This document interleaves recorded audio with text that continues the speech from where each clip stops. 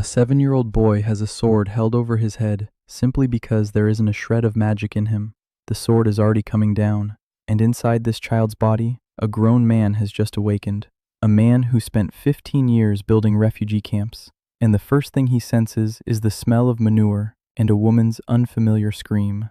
Do Juan opens his eyes. Above him is an endless blue sky, not the ceiling of an intensive care unit, not the lights. He tries to stand up, but his body won't obey. His limbs are thin. His palms are the size of a child's fist. He looks at his fingers, and his brain refuses to believe it. These are a child's hands. A shadow falls across his face. A man in a leather vest stands over him, holding a blade with nicks and brown stains on the guard. He mumbles about a magical void and culling. Behind him are two more, one with a scroll. The second picks at a splinter in his teeth and looks at Do Juan as if he were a dead rat. A woman on her knees clings to the swordsman's boot and wails. She screams that the boy is still too young, that the magic will awaken later. The swordsman pushes her away with his foot. In a second and a half, Do Juan realizes three things. He is in a child's body. This child will be killed. No one is coming. The engineer's brain kicks in before fear can paralyze his body. He rolls to the right just as the sword slices into the ground where his head had been lying. His hand scoops up a handful of manure-soaked dirt. He flings the sludge into the swordsman's face. The man staggers. He rubs his eyes. Those 2 seconds are enough. Do Juan jumps up and dashes away. His body is light. His legs carry him across the courtyard, past the straw huts, past the goat pen, past the well with its cracked wooden frame. Shouts ring out behind him, the pounding of boots. He dives into a gap between the barns where an adult couldn't squeeze through. He wriggles his way through. He bursts out the other side. The forest lies before him, and he runs without looking back. Branches lash his face. Roots tear at his bare feet. He runs until the shouts die down. Then he falls face first into the moss, and lies there until his heart stops pounding in his throat. Now imagine what's going on in his head. For 15 years, he calculated the logistics for refugee camps. Water, food, sanitation, heat. He set up tent cities after earthquakes. He calculated leaders for thousands of people. He dispersed crowds to prevent a stampede. He remembers every number, every formula, and all of this is locked inside the skull of a 7-year-old boy in the middle of the forest, where they just tried to hack him to death for lacking magic. He sits down, leans against a tree, looks at his scraped palms. First, don't die, then eat, then build a roof. He's been living in the forest for 3 days. He drinks from the stream. He checks the berries by the only rule he remembers, rubs one on his wrist, waits, puts one on his tongue, waits, swallows one, waits. No stomach cramps, so it's safe. On the 4th day, he comes out to another village. 8 houses, goats. An old woman by the well shakes her head. She says the collectors were here too. They took 2 children. They brought one back, not the other. Do Juan asks if he can stay. The old woman looks at him for a long time. She nods. You can never have too many hands, even small ones. And so begins 17 years of quiet life. His body grows strong. His mind remembers everything. He learns from a carpenter. He cuts wedges, repairs fences, patches roofs. By 12, he builds a shed all by himself. By 15, he's called to neighboring villages to repair bridges and walls. But he doesn't show off. He doesn't explain how he knows that a cesspit is dug below a well on a slope. He says his grandmother taught him. People nod. Grandmothers always knew strange things. He still has 0 magic, not a spark. The healer checks him twice a year and shakes his head, empty, like a stone. And in this world, that's a death sentence. A non-magical person on the Chongryong continent is a workhorse, clay that the clans mold into whatever they want. Taxes take half the harvest. If you can't pay with grain, pay with people. Children to the mines, women into servitude, men to the construction sites of magical fortresses from which they never return. Juan has been watching this for 17 years. He counts, he memorizes it, he draws maps in his head, and he stays silent. And then one morning, the red banners of the Juan clan rise on the horizon. They arrive at dawn, 12 horsemen in fiery armor. The commander unfurls a scroll. The village is to be inspected for magical anomalies. Someone ratted them out. Someone said something strange was going on near the empty-headed boy. The fire burns more evenly. The water in the well doesn't go bad. Wounds heal more cleanly. The commander goes from house to house. He presses a red crystal against each person's chest. The crystal glows dimly, but it glows. For everyone, even the children. Then he approaches Do Juan. He presses it against him. and the stone goes out as if a candle had been pulled from it. The commander frowns. He presses it again. The crystal isn't just dark, it turns black. The commander pulls his hand away and looks at Do Juan as if he were a venomous snake under a pillow. He utters a single word, anomaly, and he gives the order. Burn the village, take the villagers to the camp, deliver the anomaly to the fortress alive. Do Juan sees old woman Hong clinging to the commander's arm and screaming. He sees a soldier shove her away. He sees the first roof burst into flames. The fire isn't ordinary, orange with a white core. It devours the wood like paper. Do Juan stands and watches, and inside him, a cold, clear decision forms from 1,000 facts. He won't save the village. 12 magical warriors against one guy with a carpenter's hands. The odds aren't in his favor, but he can survive. And if he survives, he'll build a place for these people to return to. He runs, not because he's a coward, but because he's an engineer. An engineer doesn't rush into a burning house with his bare hands. An engineer builds a new house with a proper fire safety system. He's tearing through the same forest as he did 17 years ago, only now his legs are long and strong. He knows every path, every ravine. The village is burning behind him. He doesn't look back. 3 days later, following the old road north, he reaches the northern outpost, an abandoned garrison on the edge of the wasteland of distortions. Stone walls 3 men high are half collapsed. The gate hangs by a single hinge. Inside, grass is pushing through the cobblestones. The well is blocked. The barracks have no roofs, but the walls still stand. The foundation is solid, and most importantly, no one comes here. It's too close to the wasteland, too far from the trade routes, too useless for mages who need mana, not stone. Do Juan stands in the middle of the courtyard with a rusty axe from the guardhouse ruins. He looks at the ruins, and he doesn't see ruins.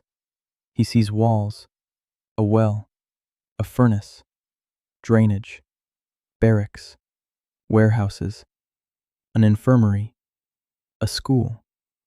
He sees a city. He maps out the courtyard in his head.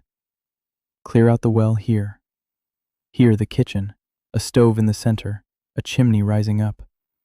Here the first barracks. Patch it with stone from the collapsed section. He sits down on a rock, pulls out a piece of charcoal, finds a flat fragment of wall, and sketches. The lines fall confidently. Yes, food, warmth, safety. The 4 essentials of any survival camp. He'd been doing this his whole life. Only now, the camp is for himself, and for everyone who comes after. Do Juan spent his first day at the outpost on the well. The debris turned out to be shallow. Stones, rotten planks, the bones of some small animal. He pulled everything out by hand, lowering a rope with a bucket tied to it. By evening, he reached the water. Murky. It smells of iron, but it's water. He filled the bucket and let it settle overnight.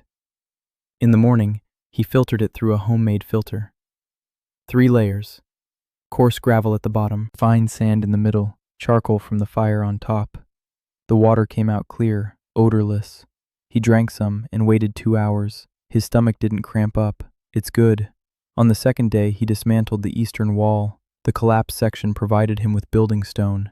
He inspected and sorted every block, large intact blocks into one pile, medium-sized ones with cracks into another, small rubble into a third. The large ones would be used for walls, the medium ones for a furnace. He would mix the small pieces with clay to make mortar. He worked from dawn to dusk. His hands were covered with calluses on top of old calluses. His back ached, but his body was young and strong. 24 years old, 17 years of physical labor. His muscles obeyed him. On the 3rd day, he cleared the site for the first furnace and began laying the foundation. He gathered clay from a stream half a kilometer from the wall. He hauled it in buckets. He mixed it with his feet. He shaped the bricks and dried them in the sun. The work was dull, monotonous, and necessary. Without a furnace, there is no heat. Without heat, there is no life. On the 5th day, as he was laying the second row of bricks behind the gate, he heard a sound. Footsteps, heavy and uneven. Someone was walking along the road towards Zastava. Do Juan looked up and saw a figure, a woman, young. She was walking barefoot over the stones. Her dress was torn. Her hair was dirty and tangled. She walked, clutching her throat with both hands. Every breath came with a wheeze. Blood trickled from the corner of her lips. Not fresh, dark, caked. She reached the gate and fell. She just fell like a felled tree, face down in the dust. Do Juan ran up to her. He turned her onto her back. She was hot, not from the heat, from something else. The skin on her neck glowed. A dull red pattern snaked from her collarbone to her chin. Symbols he couldn't read, but he knew they weren't a tattoo. They pulsed in time with her breathing. With every breath, the pattern flared brighter. With every exhale, it dimmed. And with each cycle, her breathing grew weaker. Do Juan didn't know what it was, but he knew it was magic. And magic didn't work near him. He lifted her up. She weighed as much as a child, bones and skin. He carried her back to his camp. He sat down on the ground, leaning his back against the wall. He sat her on his lap. He pressed her back against his chest. He wrapped his arms around her, and he waited. The pattern on her neck began to flicker, faster, brighter, as if something inside was resisting, fighting, trying to hold on. Then the red symbols began to fade, one by one, like embers in a cooling fire. She wheezed and twitched. Her fingers dug into his hands. Her nails left marks on his skin. He held her. An hour later, the pattern faded completely. The girl's neck looked normal again, pale, with thin blue veins, not a single symbol. She sighed, deeply, with her whole chest. No wheezing, no blood. It might have been her first normal breath in weeks. She opened her eyes and looked at him. Then she cried, quietly, without a sound, just tears streaming down her dirty cheeks.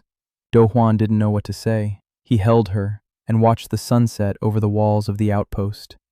The girl's name was Yeon Su. She was 19. She told her story when she was able to speak. A village in the southeast.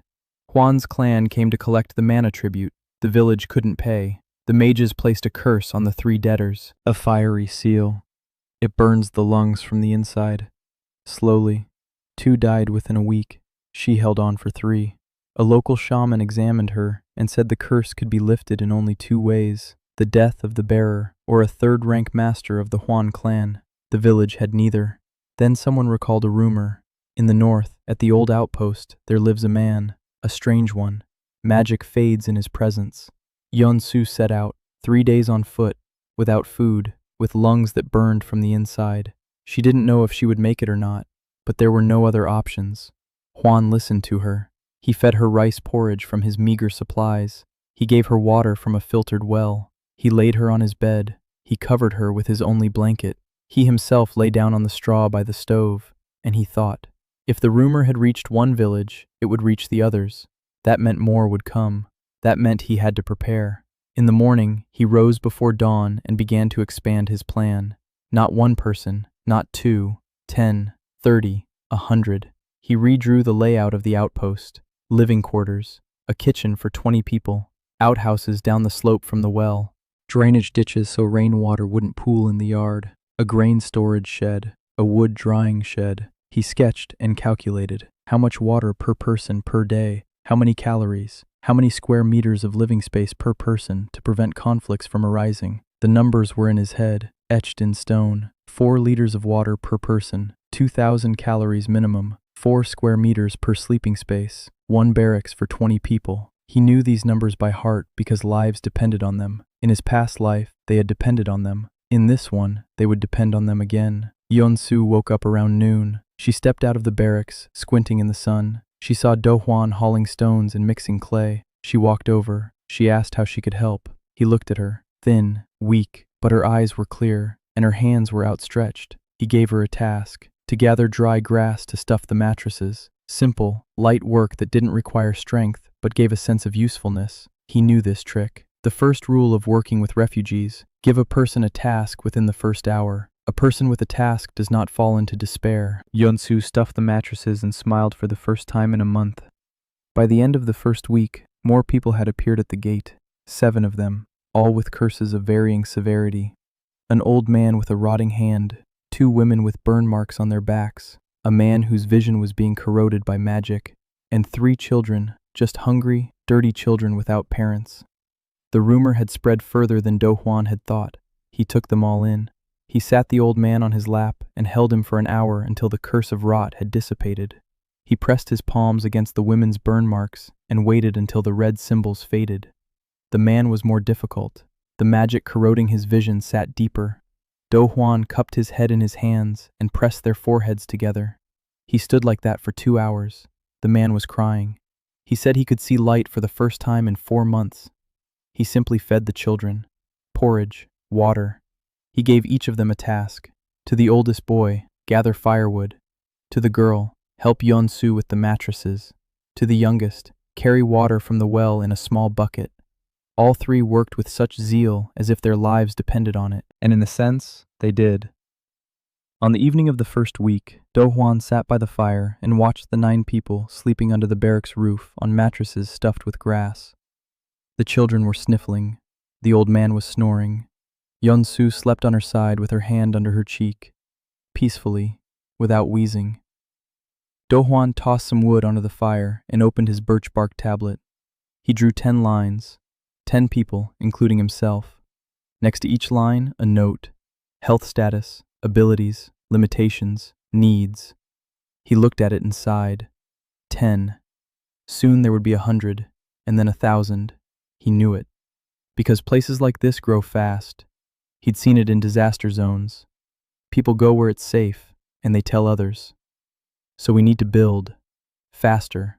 More. Better. He closed the board, lay down on the straw, closed his eyes. Tomorrow, drainage ditches. The day after tomorrow, a second oven. In a week, a wall around the well so dirt doesn't get into the water. In 2 weeks, the first real house, not a barracks. The list was long. Time was short. Hands were even scarcer. But Do-hwan smiled in the darkness. He was building. And that was the only thing he knew how to do really well. Do-hwan cleared out the well and began building a furnace at the outpost. The girl Yeon-su arrived bearing the fiery curse of the Hwan clan, and he lifted it by pulling her close. By the end of the week, 7 more lepers had arrived, and Do-hwan began planning a settlement for 100 people. By the end of the first month, 20 people living at the outpost.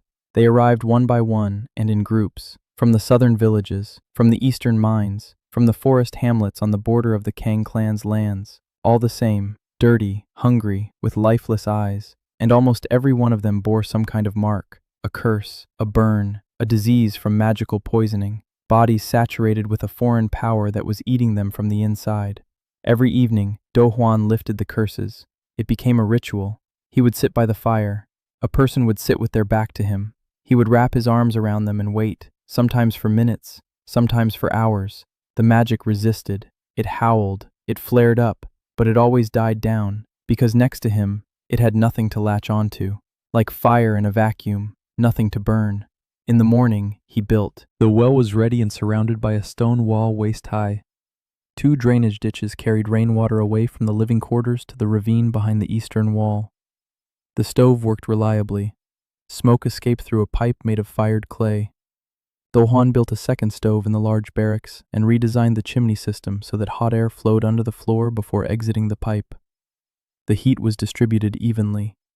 People slept in warmth for the first time in many months. He organized the kitchen strictly.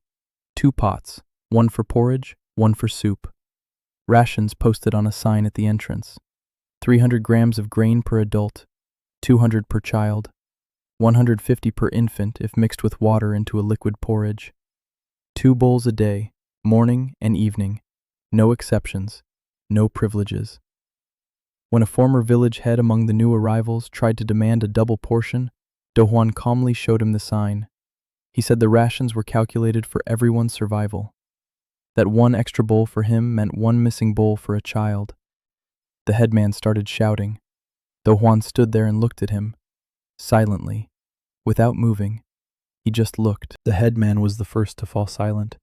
He looked away. He took his portion and left. Yeon-su, who was working at the distribution, asked later why he hadn't raised his voice. Do-hwan said that shouting is a sign that you've run out of arguments, and his arguments never run out because they're written on the signs. Yeon-su laughed. It was the first laugh at the outpost. People heard it and turned around. Some smiled. A small thing. But Do-hwan knew the value of small things. Laughter means a person feels safe. Safety means the system is working. There were problems. Many problems. The grain was running out. The refugee hunters brought game, but not regularly. Do-hwan cleared a vegetable garden behind the southern wall. The soil was rocky. He ordered all food scraps to be collected in a compost pit. He explained why. Waste rots. Rotten waste becomes fertilizer. Fertilizer makes poor soil fertile. People looked at him as if he were crazy. Why collect trash? Trash is trash. 2 months later, when the first garden bed yielded a turnip harvest 1.5 times larger than they had expected, they stopped calling him crazy. Day 35. Do Juan was standing on the wall repairing the masonry when he heard a sound. Not footsteps, not the creak of a cart. A thud. A huge, heavy thud, as if someone was shaking a sail the size of a house. He looked up. The sky had darkened. Something was blocking the sun. Silver. Huge. Wings 30 meters wide. Scales that reflected the light so brightly it hurt his eyes. A dragon. The creature turned in the air and began its descent. Do Juan stood on the wall and watched as this colossus fell straight toward his outpost. People in the courtyard were screaming. Children were running toward the barracks. Yonsu grabbed 2 little ones and dragged them under the roof. Do Juan didn't move. Not because he was brave, because running from a dragon was pointless. He understood this purely logically. The dragon landed in the courtyard, raising a cloud of dust and small stones. The walls shook. Do Juan shielded his eyes with his hand and waited for the dust to settle. When it did, he saw a woman. Where the dragon had been a second ago, a girl now stood. Tall, silver hair down to her waist, eyes with vertical pupils. Her skin was pale, almost white. She was dressed in a long dress made of a fabric he couldn't identify, something between silk and metal. She stood in the middle of the courtyard and looked straight at him. Then she said one sentence. Quiet. Silence surrounds you. Do Juan blinked. He was standing on the wall. She was standing below. There were 5 meters of height between them and complete silence because everyone else had hidden. He replied. He said yes, it was quiet, and that if she wanted to talk, she should climb the stairs, or wait until he came down, because shouting across the courtyard was inconvenient. She looked at him for a long time. Then something flickered across her face. Not a smile, a shadow of surprise. She climbed the stone stairs, light as a feather. Her steps were silent. She stood next to him on the wall. She introduced herself. Sorin, 312 years old, the last silver dragoness of the So clan. She said she sensed him from 300 li away. A quiet spot, a place where magic falls silent. She flew over to check it out. She thought she'd find a stone, or a crack in the ground, or a dead zone, but she found a man patching a wall. Do Juan nodded. He asked if she wanted to eat. So Rin fell silent. She blinked, slowly, as if the question didn't fit in her head. Then she said she was 300 years old, and no one had ever asked her if she wanted to eat. Do Juan shrugged, said the porridge was fresh, and that there was an extra bowl in the kitchen. They went downstairs. He poured her some porridge. She sat at a rough wooden table and ate plain rice porridge with a wooden spoon, silently, slowly. He sat across from her and ate his portion. He didn't stare. He didn't ask questions. He just ate. Sorin finished eating. She set down her bowl and said she wouldn't be staying long. Do Juan nodded. He said there wasn't much room yet, but he could find a place for her to sleep. That evening, he learned something important from her. She hadn't slept in 300 years, not because of insomnia, the magical hum. Every living creature in the world radiates magic, and for a dragon with her sensitivity, it's like living in the midst of endless noise. Thousands of voices at once, never falling silent. Do Juan listened. He thought. Then he stood up and made her a bed in the corner of his workshop. He stuffed the mattress with fresh straw. He placed a pillow. He set a mug of water nearby. He said one word, sleep, and he left. Rin lay down. She closed her eyes. It was quiet around her. For the first time in 3 centuries, the world had fallen silent. No hum, no whispers, no endless stream of foreign magic, only silence and the smell of fresh straw. She slept for 18 hours. When she woke up, there were wet trails of tears on her cheeks. Do Juan was sitting at the workbench, planing a board. He looked at her. He said nothing. He pushed a bowl of cold porridge toward her. So Rin took the bowl. Her hands were shaking. She ate and cried at the same time, not understanding why. Do Juan didn't ask. Some things don't need explaining. 3 days later, she was still here, helping, in her own way, hauling stones that weighed as much as a cart pulled by oxen, with one hand, effortlessly. At first, the residents of the outpost were afraid. A dragon, an ancient creature, a monster from legends. But the monster ate porridge from the communal pot. The monster hauled stones just like the rest of them. And the monster slept in the corner of the workshop, curled up like a cat. The fear faded faster than Do Juan expected. By the end of the second month, Sorin had become part of the outpost. Not the main one, not special, just the dean, who hauls heavy loads and doesn't like it when the porridge gets cold. The outpost had grown to 32 residents. Dohwan had set up a food distribution system and drainage, and he lifted the curses every evening. The silver dragoness Sorin flew in, drawn by the silence around him. For the first time in 300 years, she was able to sleep and stayed at the outpost. Third month began with rain. Cold, lingering rains fell for 4 days straight. The drainage ditches held up. The water flowed toward the ravine without pooling in the courtyard. Dohwan checked the water level in the well every morning and every evening. He recorded it on a birch bark tablet. He plotted a graph. He looked for a pattern. After the rains, the level rose by 2 fingers. That meant the groundwater was being replenished from the surface. That meant a second well was needed closer to the eastern wall, in case the first one became contaminated. He marked the spot on the map. The people worked. During the first month, Dohwan discovered a simple truth. The refugees want to work. Not all of them, not right away. But if you give a person a clear task and explain why it's needed, 8 out of 10 will get to work. The remaining 2 will also get to work. But a week later, when they see that the others are busy and feel ashamed to sit around doing nothing, he assigned people to tasks: 5 on building walls, 3 in the kitchen, 2 gathering firewood, 4 clearing the grounds. Sorin carried what no one else could lift. Young-Soo kept the records. Every evening she brought Dohwan a clipboard with her notes: how much grain had been used, how much was left, how much firewood, how much water. Dohwan checked the numbers and nodded. The system was working, but the grain was running out. The rations would last 32 people for 3 weeks. Then there would be famine. Dohwan thought about this for 2 days. Then he gathered 5 of the strongest men and gave them a task: to travel south along the road to the nearest trading post. A 2-day journey. Find out the prices, find out what could be traded, and most importantly, find out what the merchants needed that they didn't have. The 5 set off. They returned 5 days later. They brought news. The trading post was a 2-day journey away. A small market. Rural. Grain is expensive, meat is cheaper. But the most interesting thing is something else. The merchants need salt. Salt in the south cost 3 times as much as grain, and halfway north from the outpost was a salt flat. Dohwan knew about it. He'd seen white streaks on the rocks when he was walking to the outpost. He hadn't paid any attention to them then. Now he did. He took 3 men. He went to the salt flat. It was dirty work. They spent the whole day scraping the salt crust off the rocks, dissolving it in water, boiling it down over a fire. The salt was gray with impurities, but it was salt. Dohwan got production up and running in a week.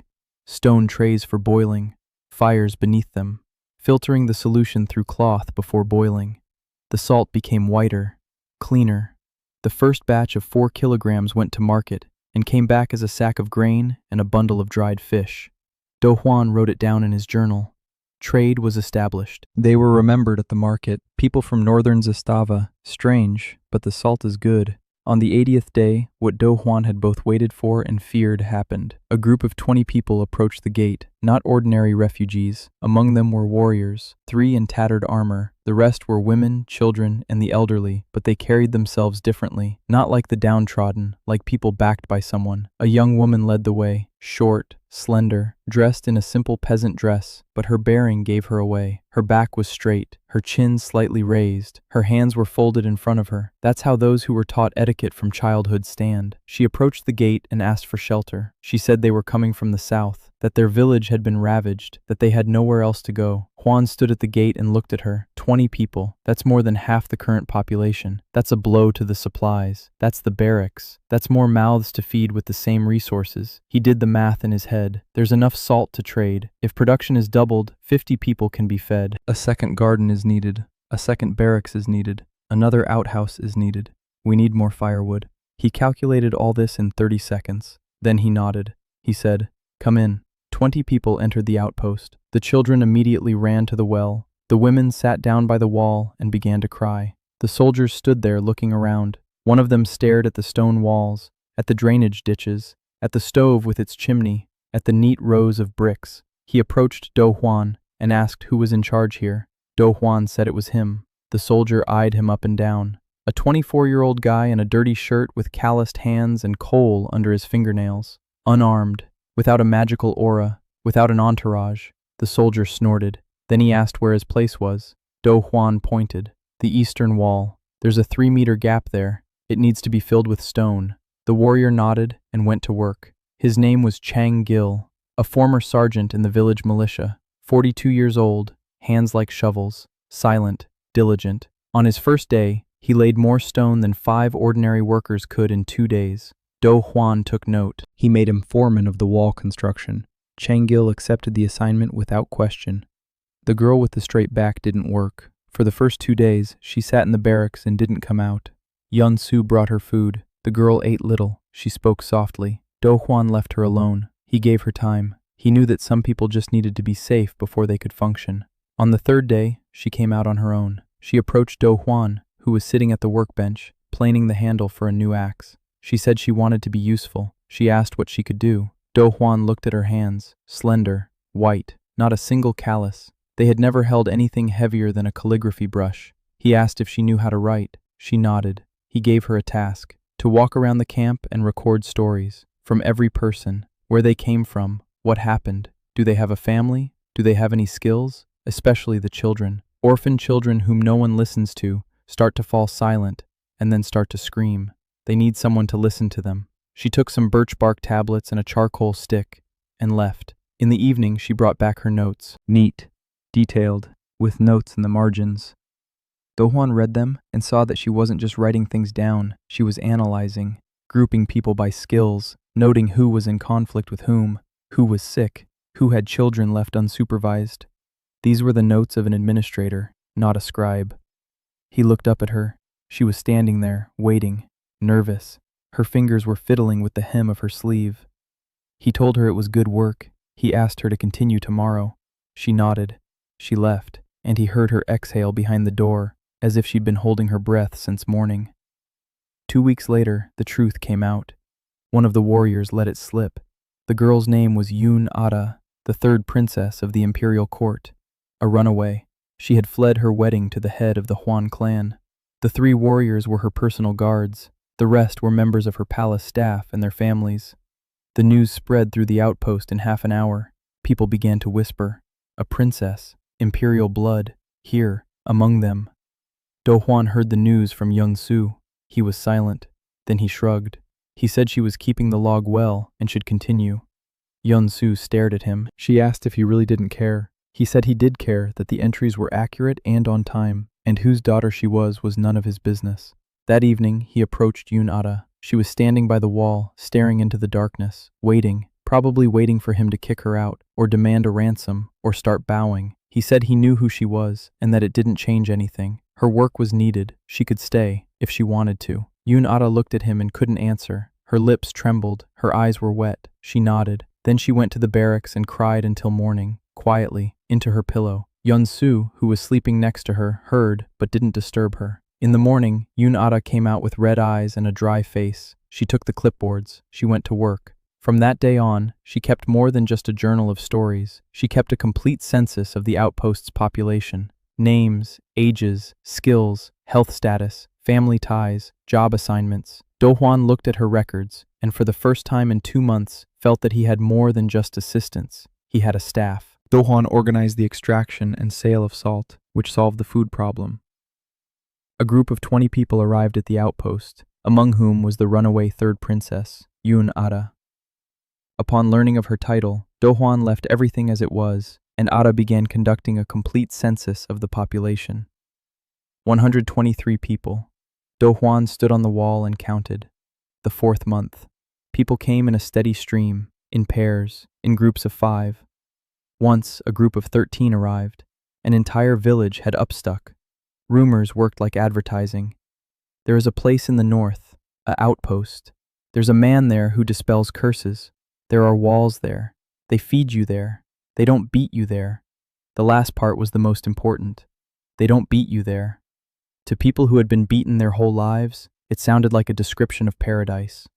The outpost was bursting at the seams. The barracks were packed. People slept in 3 shifts. Some went to bed. Others got up. Still others worked. Juan used to hate this system, but there was no other. Build faster. He revised the plan. A new living barracks on the west side of the courtyard, a long building with 40 sleeping places, stone walls, a wooden roof with clay plaster to protect against the rain, a stove with underfloor heating. He drew the blueprints at night by the light of an oil lamp.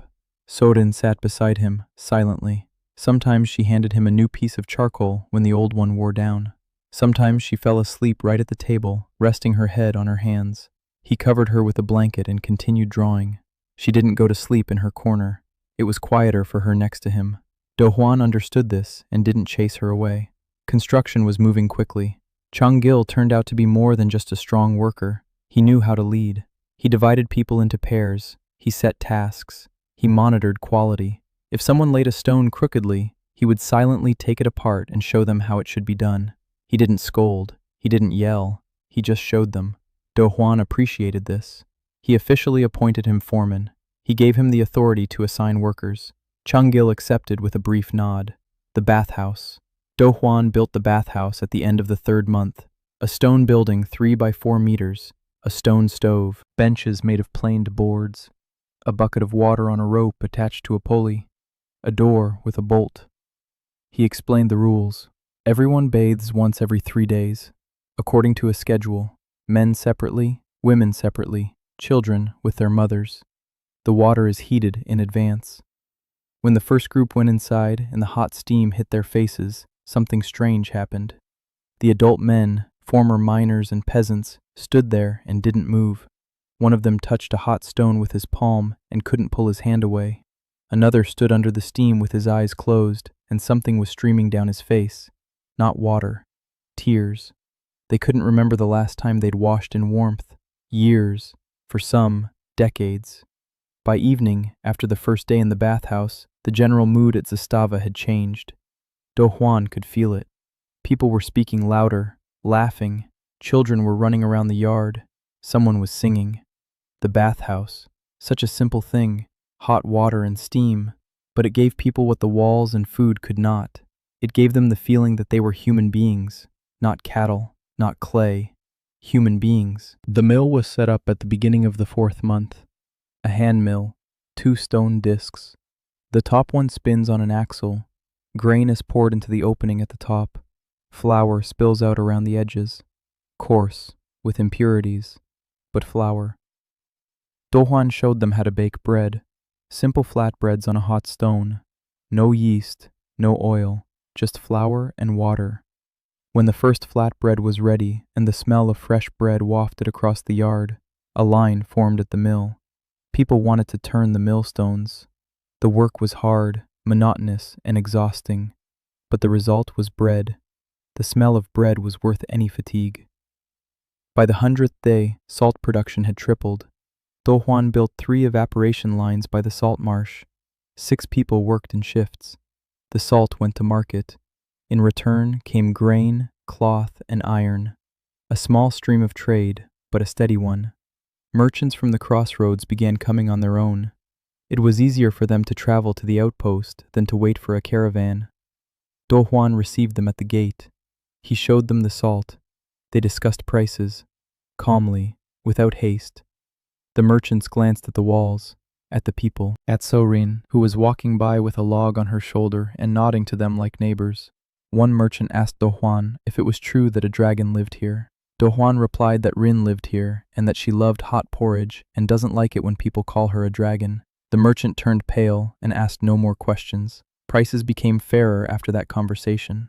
On the 110th day, Sorin came to him in the evening. He was sitting by the fire, drawing a blueprint for a new wall. She sat down beside him. She was silent for a moment. Then she said that something was coming from the north. She can feel it. Something is stirring beyond the wasteland of distortions. The barrier that has kept the creatures on the other side for centuries has grown thinner. Before, it rang like a taut string.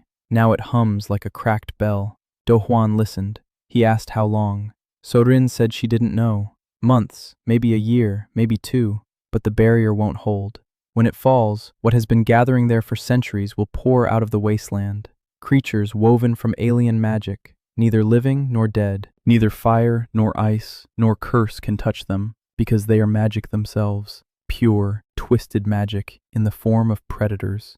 Though Juan fell silent, he looked at the blueprint. then at the walls of the outpost. Stone walls 3 men high, 123 people behind them, children, old people, people with nowhere else to go. He asked one thing. These creatures, they're magical. But if magic fades near him, what happens to a creature made entirely of magic? So Rin looked at him for a long time. Then she said she didn't know. No one knows, because no one like him had ever existed near the wasteland before. Do Huan nodded. He wrote it down in his journal. Test the hypothesis. Not urgent for now, but important. He returned to the blueprint. The walls need reinforcing. If the threat is coming from the north, then the northern section is the priority. Stone, mortar, 2 layers thick, a watchtower. He drew and calculated. So Rin sat nearby and watched the fire. For the first time in 300 years, the threat from the north didn't seem hopeless to her, because sitting next to her was a man who responded to this threat not with fear or rage, but with a blueprint. The next day, Kang Mei arrived, not like the reapers used to come, not from the road, not hungry, not broken. She emerged from the forest as if the forest had let her out, slender, red hair with a coppery sheen, sharp cheekbones, fox-like eyes with golden irises, well-dressed, a traveling suit made of fine fabric, soft leather boots without a single speck of dirt, even though she had walked through the forest. A light bag slung over her shoulder, 3 knives on her belt. She stopped at the gate. She looked at the walls. She looked at the people hauling stones. She looked at So Rin, who was carrying 2 water barrels at once. She raised an eyebrow. Then she saw Do Huan standing on the wall, filling the gap between the stones with mortar. In an old shirt, with dirty hands, with mortar on his face, she called out to him. She said she was looking for the outpost where that very man without magic lived. Do Huan, without looking up from his work, replied that she had found it. She smiled, a professional smile, the kind that makes men's knees go weak and their heads spin. Do Huan looked at her. He blinked and asked if she had come to help or just to visit, because if she was there to help, they could use an extra pair of hands in the kitchen. And if she was just visiting, she'd have to wait until evening. He was busy right now. The smile on Kang Mei's face faltered. For a moment, confusion flashed in her eyes. She was used to a different reaction. Men would look at her and forget what they'd meant to say. They'd blush. They'd stumble over their words. She was a 9-tailed fox. The magic of charm was her very breath. But this man on the wall looked at her as if she were a new employee. He assessed her. Not her body, not her face. Work potential. Kang Mei stood at the gate for a minute. Then she laughed, loudly, sincerely, for the first time in a very long time, and she went to the kitchen. That evening she sat by the fire with everyone else. She ate porridge, real porridge, from the communal pot. So Rin sat to Do Huan's left, Yun Ara to his right. Mei settled across from them and watched, reading, analyzing. A fox, a spy. It was in her nature. Do Huan was talking to Chang Gil about tomorrow's construction, discussing stone consumption, calculating how much mortar needed to be mixed. An ordinary work conversation, nothing heroic, nothing grand. Mei watched and couldn't understand one thing. This man, without magic, without a title, no army, sitting among the people he pulled out of the pit, eating the same porridge, sleeping on the same straw, and they listened to him, not out of fear, not because of magical pressure. They listened to him because he speaks sense. She finished her porridge, set down the bowl, walked over to Do Huan and said she would stay. Not for a day, not for a week, for a long time. Do Huan asked what she could do. Mei paused, then she told the truth. Espionage, intelligence, negotiations, manipulation, poisons, ambushes, 19 languages and dialects, a photographic memory for faces and maps. Do Huan listened. He nodded. Then he said that espionage and intelligence were good, that he needed someone who would go to the market and find out not only prices, but also news, who was moving where, what the clans were plotting, where the problems were, where the opportunities are. Mei blinked. She'd expected him to ask her to seduce someone, or kill, or steal, but he asked her to go to the market and listen to the merchants. She said it was too simple for her. Do Huan replied that simple tasks are the hardest to do well. Mei snorted. But in the morning she left for the market. She returned 2 days later. She brought back a bag full of news. The Huan clan has stepped up patrols in the south. They're looking for someone. Merchants from the east say things are unsettled in the So clan's mountains. Dragons haven't flown over the passes for a month. Caravans of refugees are coming from the west. Large ones. Hundreds of people. Some clan is raiding the villages. The imperial court is silent. Do Huan listened. He was writing it down. every fact on a separate strip of birch bark, laying them out on the table, moving them around, swapping them, looking for connections. May watched him and her breath caught. He was doing the same thing she did, analyzing information, only not in his head but on the table, systematically, methodically, without magic, no secret techniques, just logic and birch bark. She sat down next to him, started helping, moved the strips, pointed out connections he'd missed. He nodded, asked questions, clarified. They sat like that until dawn. When they finished, the map on the table showed a clear picture. The Huan clan is preparing something big. Not tomorrow, not in a week, but they're preparing. Activity in the south, silence in the east, refugees from the west. Everything converged on a single point. On them. Huan looked at the map, then at May. He said her mind worked better than all his advisors put together. It would be a shame to waste such a mind on seduction. May froze. Her mouth fell open, then closed. She stood up, quickly, turned away, left the workshop. She stood in the courtyard under the stars, pressing her palms to her cheeks. Her cheeks were burning, without any magic. The 5th month, 214 people. Do Huan stood at the northern wall and watched the sunset. Orange light flooded the outpost courtyard. Children played by the well. Women hung laundry on lines between the barracks. The smell of fresh bread wafted from the kitchen. Chung Gil commanded the laying of the final row of stones on the western section. The walls had closed to form a complete perimeter for the first time in God knows how many years. The outpost had become a fortress. Not perfect, not majestic, but enclosed on all sides. Do Huan ran his hand over the stone, warm from the sun. Rough. His stone, his wall, his people behind it. In the morning, May arrived with news. She had gone to the southern market and stayed away for a day. Her face was serious, without her usual sly smile. She sat down at the table in the workshop. She laid out the birch bark strips. The Huan clan knows where they are. They don't suspect.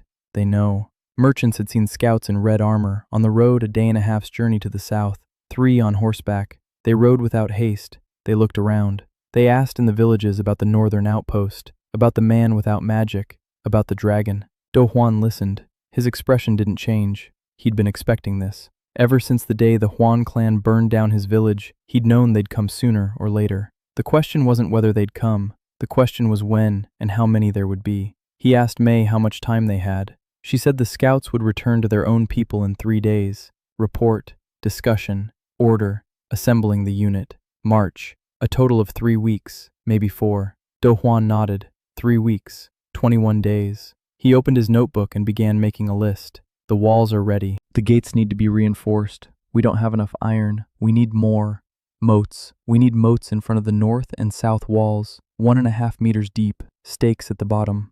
Supplies, 4 months' worth of grain. Water from the 2 wells will be enough. Firewood. We need a double supply. Weapons. That's the problem. 3 swords among Yun Ara's warriors. Axes, knives, spears that Chung Gil carved from young trees with iron tips. No bows. Do Huan paused. He reread the list. He thought. Then he called for Sorin. She came. She sat down silently. She waited. He asked directly. If a detachment from the Huan clan came, 50 warriors, 100, would she be able to stop them? Sorin answered calmly. 50, yes. 100 is more difficult. If there are 3rd-rank mages or higher among them, then no. A dragon is strong but not immortal. The Huan clan's fire magic was created for hunting dragons. They know where to strike. Do Huan accepted this without emotion. He wrote it down. Sorin alone is not the solution. A system is needed. He thought for 3 days. He sketched. He calculated. He erased and redrew. On the 4th day, he convened a council. The first council of the outpost.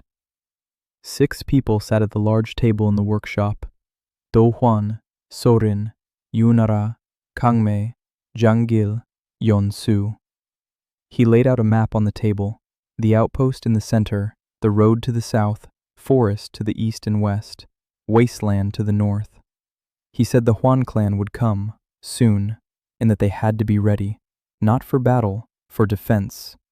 The difference is huge. Battle is when 2 armies clash on the field. Defense is when you make the enemy pay for every step, for every meter, for every stone. He showed the plan. Moats in front of the southern wall. That's the main approach. The road comes from the south. They'll come along the road. Behind the moats, a line of stakes. Behind the stakes, a wall. On the wall, men with stones and spears. Soden in the air, May in the forest, eyes and ears. A warning an hour before they approach. Yunara at headquarters, keeping track of the wounded, distributing water and food, coordination. Changil on the wall, defense commander. Yeonsu in the infirmary. A role for everyone, a place for everyone, a task for everyone. Soden listened and nodded.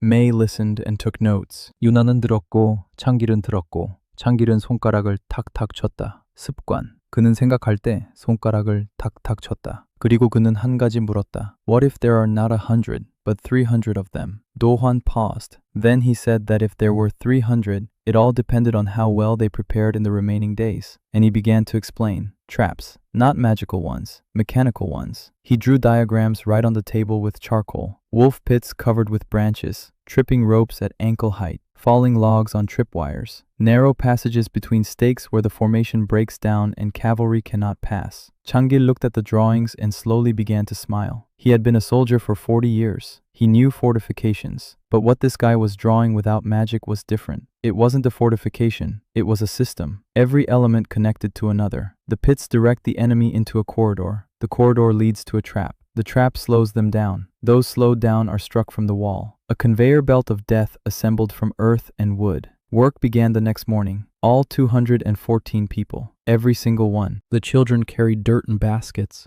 The elderly wove camouflage for the pits. The women sharpened stakes. The men dug. So Rin hauled logs from the forest, 4 at a time. Do-hwan stood in the center and coordinated. A map in his head, a list in his hands. His voice steady, his command short. Dig here, deeper there. These stakes closer together. This trench is 1/2 meter wider. No, not like that. I'll show you.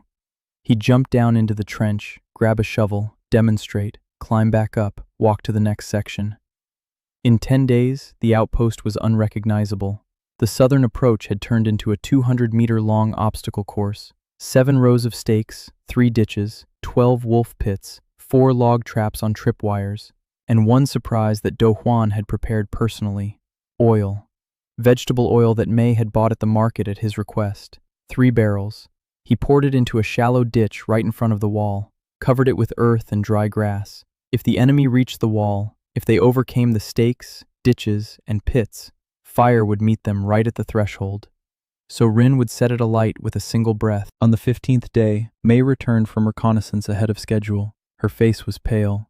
She burst into the workshop and laid 3 strips of birch bark on the table. Not 100, not 300, 800. The Hwan clan has sent 800 warriors. Among them are 4 second-rank mages, 1 first-rank mage. The operation is being commanded personally by the clan chief's nephew, Hwan Tae-gi, 29 years old, a man with a reputation for leaving no stone unturned. Literally, his fire magic melts stone. Silence hung in the workshop. 800, against 214, of whom at most 60 are combat ready. Hwan stared at the map. He was counting. 800 men on the road. The speed of a marching column is 25 kilometers a day. Cavalry is faster, but the cavalry won't go first. First, the infantry, reconnaissance, camp, then the assault. They have time, 5 days, maybe 6. He looked up. He looked at each of them in turn. So Rin, May, Yoon Ara, Chang-gil, Yeon-su. Then he said, the plan wasn't changing. The scale was changing. More pits, more stakes, deeper ditches. And one more thing. He stood up and walked over to the map on the wall. He pointed to the eastern forest. Dense, impassable for a column, but passable for a single person. Or a single fox. May raised an eyebrow. Do-hwan said that 800 men meant 800 mouths to feed. They need food, water, the supply train. The supply train follows behind the column. Security for the supply train is minimal because no one expects a rear attack from the tiny outpost. May understood instantly. Her eyes flashed. Her golden irises narrowed. The fox had caught the scent of prey. Do-hwan raised a finger. One condition. Don't kill the wagoners. They aren't warriors. They're drivers and cooks. Take the food. Take the water. Scatter the grain. Puncture the barrels. And leave. A hungry army storms worse than a well-fed one. And an army without water doesn't storm at all. May nodded. A smile returned to her face. A real one, not a professional one. Do Juan hadn't asked her to kill. He hadn't asked her to seduce. He'd asked her to think and to act. That was better than any compliment. Do Juan learned that the Juan clan had sent 800 warriors to the outpost. In 3 weeks, he had turned the approaches into a strip of engineering traps and planned the defense, assigning a role to each member of his inner circle. May was tasked with destroying the enemy's supply train.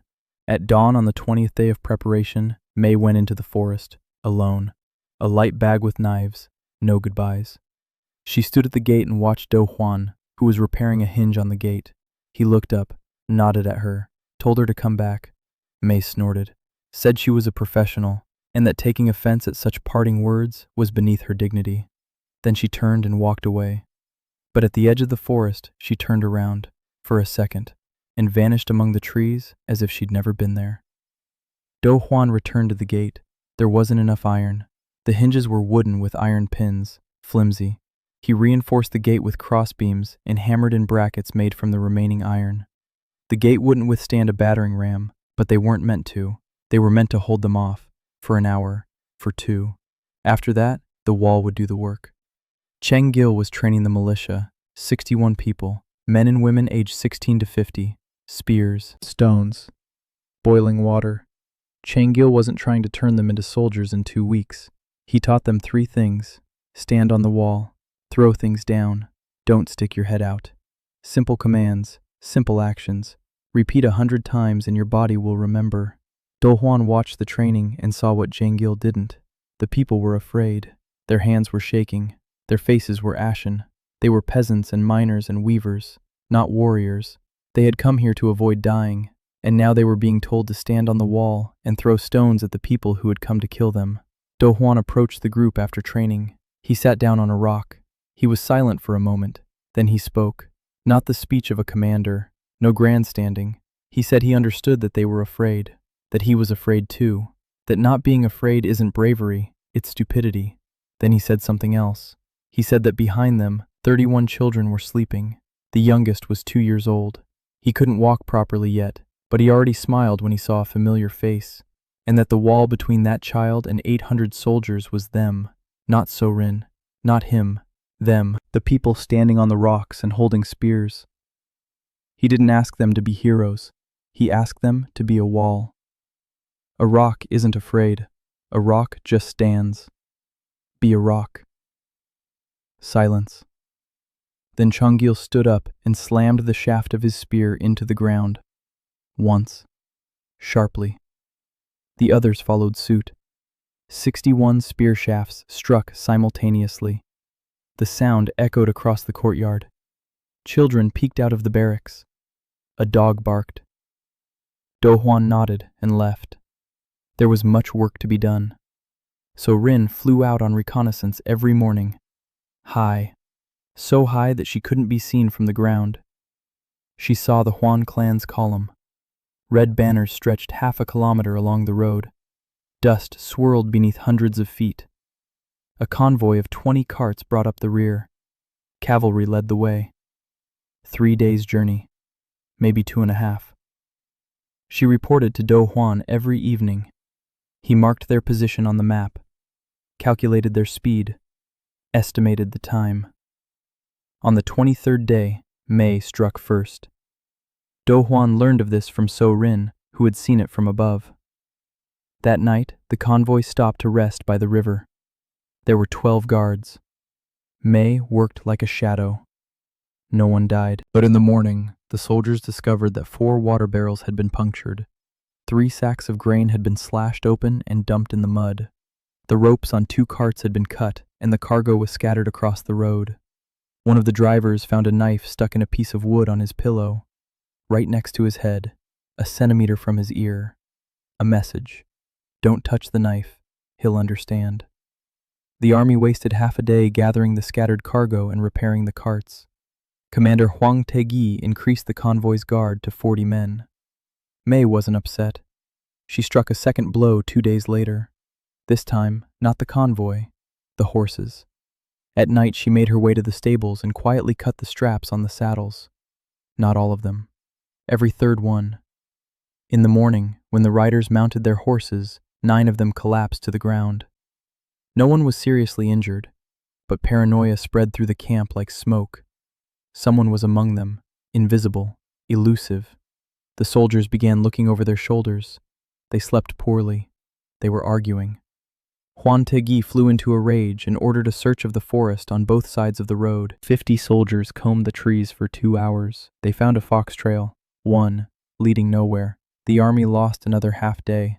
May returned to the outpost a day before the enemy arrived. She came at night, quietly. She knocked on the gate with the agreed-upon signal. Yeon-su opened it. May entered the courtyard and sat right down on the ground, tired, dark circles under her eyes, her hands covered in small cuts from branches, but she was smiling. She said the supply train had lost a third of its supplies, that the soldiers were nervous and angry, that Hwang Tae-gi had lost 2 days and half his patience. Do Hwang came out of the workshop. He looked at her. He brought a mug of hot tea. He set it down beside her. May took the mug in both hands and warmed her fingers. The night was cold. Do Hwang sat down across from her. He said she had done the impossible. May looked up. She said nothing was impossible, just routine work. He shook his head. He said that without her, they would have had 20% less of a chance. May asked what the time was now. Do Hwang paused. He said he didn't know, but more than yesterday. On the morning of the 25th, Sorin rose into the sky and returned 10 minutes later. Her eyes were cold, her pupils vertical slits. They're here, 2 hours' journey. Do Hwang nodded. He climbed onto the wall. He looked south. Nothing. A straight line of road stretching beyond the hills. Silence. Birds singing. The wind rustling the grass. A beautiful morning. He turned toward the outpost. The courtyard was empty. The children and the elderly have been taken to the basement of the large barracks. 3 days' worth of water and food down there. Yeon-su is with them. She will keep order. Yunara is in the command room. Birch bark tablets are laid out before her. A list of the wounded. Empty for now. Supplies of bandages. Deployment of men. She is pale. Her hands are trembling, but her eyes are dry. Changil is on the south wall. 61 men with spears and stones. Silent. Focused. Some are moving their lips, praying. May is on the east tower. 3 knives in her hands. 9 more on her belt. Her eyes are golden, unblinking. A fox on the hunt. Seorin stood next to Do Hwan, in human form, her silver hair tied in a knot. Her face is calm.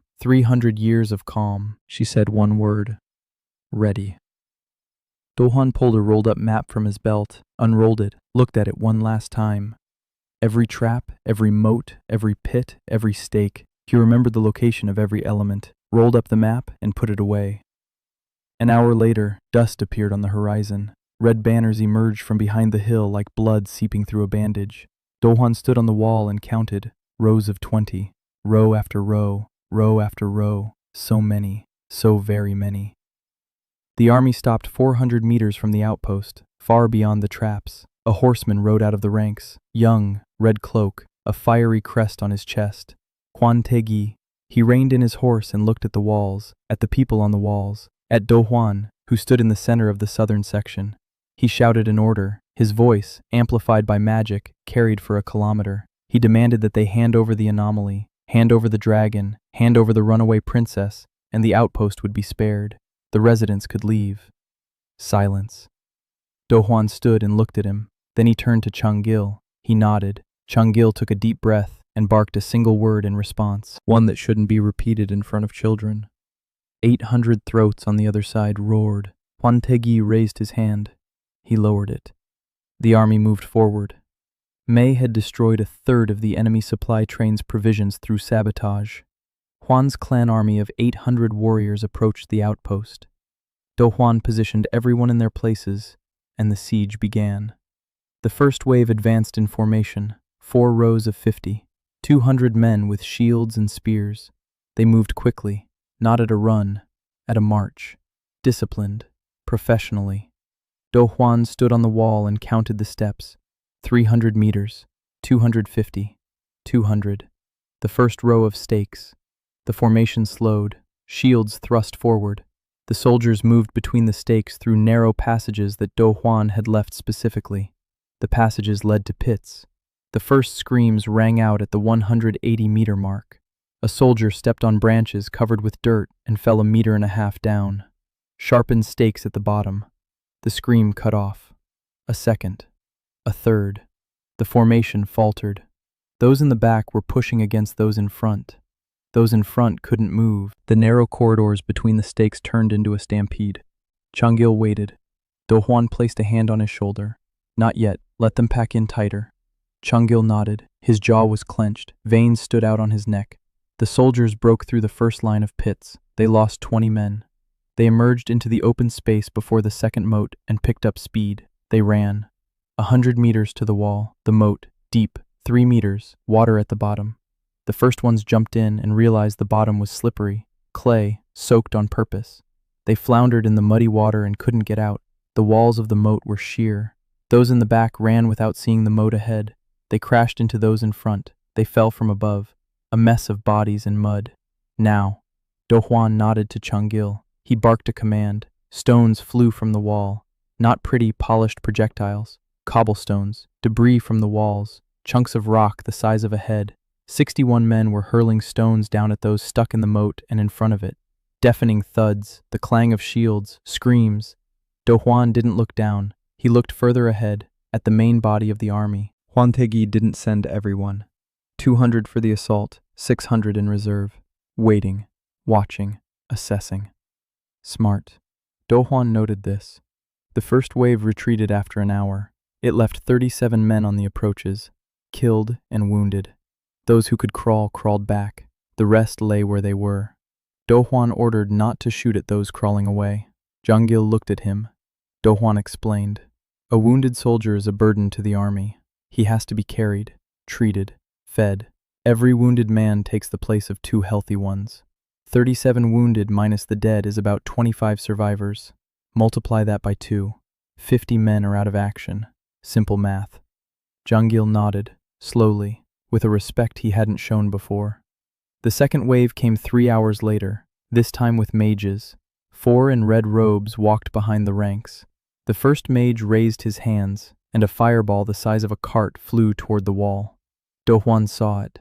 Orange light, heat even from a distance. The ball struck the wall 10 meters away from him. The stone cracked. It didn't collapse. It cracked. Do Juan's masonry, with mortar made of clay and lime, held, but it wouldn't withstand a third strike in the same spot. He shouted, "So Rin, north, in a minute." She was standing nearby. She nodded. She stepped off the wall. As she fell, her body flashed silver. Her wings unfolded and struck the air so hard that the people on the wall were jolted. The silver dragoness soared into the sky, huge, beautiful, terrifying. She turned and went into a dive, not toward the mages, toward the infantry between the mages and the wall. An icy breath swept over 3 rows of soldiers. It didn't kill them, it froze them. Ice on their armor, ice on their shields, ice on the ground beneath their feet. Soldiers fell, slipped, the formation broke. The mages reacted instantly. 4 pillars of fire shot up into the sky, aimed at the dragon. So Rin veered to the right. 1 pillar passed a meter from her wing. She gained altitude and disappeared behind the clouds. A distraction. 5 seconds during which the mages were distracted from the wall. It was enough. On the eastern tower, May threw a pot of oil and burning tow. The pot shattered in front of the formation. The oil burst into flames. A wall of fire cut off the front ranks from the rear. Irony. The Fire Clan's army was stopped by ordinary fire. The second wave retreated. More casualties. There were casualties among the defenders as well. 7 were wounded by stones from the shattered wall. 1 seriously. A shard struck his shoulder. Do Juan climbed down from the wall. He said to the wounded man, an elderly man, a weaver from the southern village. His face was ashen with pain. Yun He. Do Juan looked around. He hadn't noticed where she'd come from. Small, quick, an apron with 20 pockets. In her hands, bandages made of clean cloth and a clay bottle of antiseptic solution. She knelt down next to the wounded man. Her hands were steady. Her movements were quick. She washed the wound. She pulled out a shard of shrapnel. She applied a pressure bandage. The man stopped screaming within a minute. Do Hwan stood and watched. Che Yun-hee, 17 years old, a self-taught village healer. She had come to the outpost 2 months ago with her disabled younger brother. Small, quick-witted, she speaks faster than she thinks. Zero magic. But she has golden hands and a phenomenal memory for herbs. Do Hwan then sat her down next to him and over the course of a week explained everything he knew. Germs, invisible creatures that cause disease. Disinfection, destroying these creatures with alcohol or boiling. Sterility, clean hands and clean instruments. Yun-hee listened, with her mouth open, then closed, then open again. She asked how he knew all this. He said from his grandmother. Yun-hee didn't believe him, but didn't argue. Instead, she started putting it into practice. She washed her hands before every dressing change. She boiled the cloth for bandages. She washed the wounds with a solution made from distilled grain. The mortality rate among her patients dropped to 0 within 2 months. The 2 who were supposed to die from infection survived. Now she stood in the middle of the courtyard during the siege and worked, calmly, methodically, just as Do Hwan had taught her. He nodded at her. She nodded back and ran to the next wounded man. The night passed quietly. Hwan Tae-gi didn't attack in the dark. He wasn't a fool. Traps in the dark are even more dangerous. Do Hwan hadn't slept. He'd been patrolling the walls, checking every section, counting the stones for throwing, checking the water supplies, talking to people, quietly, briefly. Name. How are you? Hanging in there? Good. Next. 214 names. He remembered every one. Soden found him before dawn. He was sitting by the wall, eating cold porridge from a bowl. She sat down next to him, silently. She pressed her shoulder against his. He didn't pull away. They sat like that for 10 minutes. Then she said tomorrow would be harder. The mages would pound the wall. If they breached it, there would be nothing left to hold it with. Do Hwan finished his porridge. He set the bowl down. He said he had a plan for that. So Rin asked what it was. He said that if they breached the wall, he would stand in the gap. So Rin froze. She looked at him. He explained calmly. Magic fades near him. Fireballs won't reach him. Curses won't work. If he stands in the breach, the mages can't widen it with magic, and ordinary soldiers in a narrow passage can be held back with spears. A bottleneck. Soden was silent for a long time. Then she said he was an idiot, that a single arrow, a regular, non-magical arrow, would kill him. He nodded, said he knew. That's why she needed to make sure the archers didn't get within shooting range. Soden stood up, looked down at him. Her eyes were shining, not from tears, from anger. She said she wouldn't let him die, because he was the only peaceful place in this world, and she wasn't going to lose him. Then she turned and walked away. Do Hwan watched her go.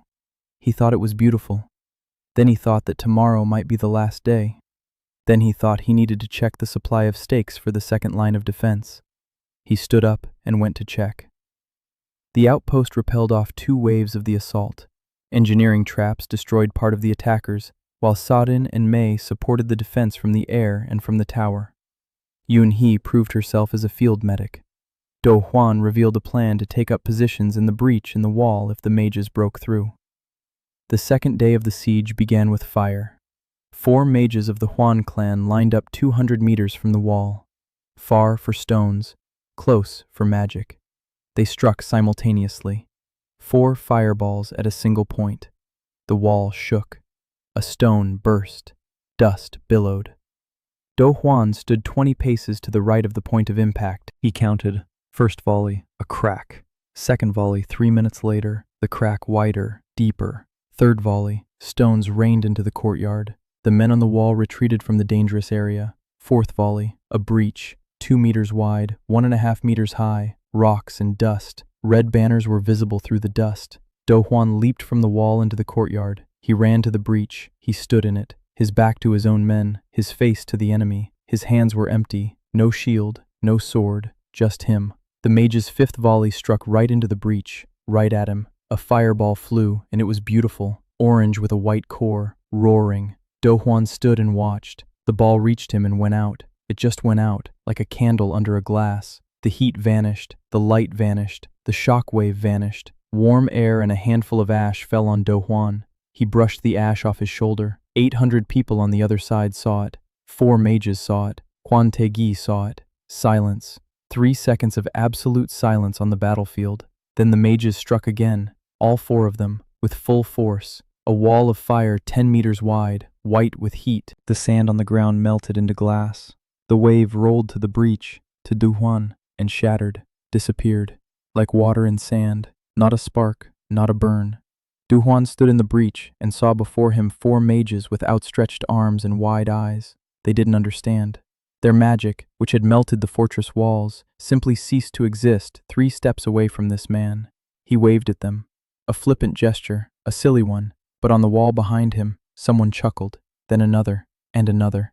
Laughter rippled through the defenders like a wave. Not cheerful laughter, nervous, but laughter, and people who laugh don't run. Duhuan turned and shouted, "Shields into the breach!" Chang Gil was already there. 6 men with shields and spears formed a wall behind Duhuan. A 2-meter gap, 6 in a row, tight, shield to shield, spears forward, a bottleneck. Huan Tegi sent in the infantry, 50 men toward the gap. They ran across the field, through the mud and debris. The first ones reached the gap and ran into the spears. A narrow passage, no room to turn, no way around. 6 men behind the shields held their ground. They jabbed with their spears, short, quick jabs, no wind-up, just as Chang Gil had taught.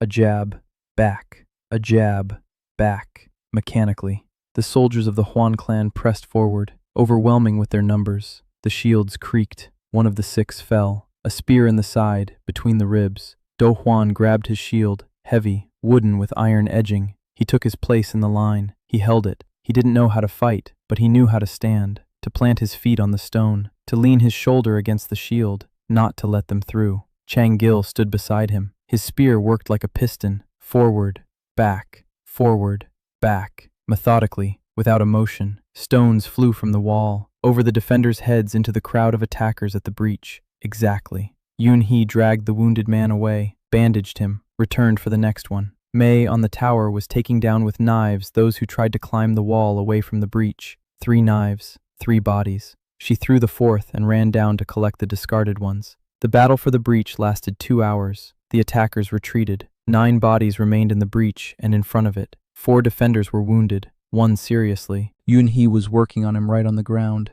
Her hands were covered in blood up to her elbows. Her face was calm. Do Huan sat down on a rock.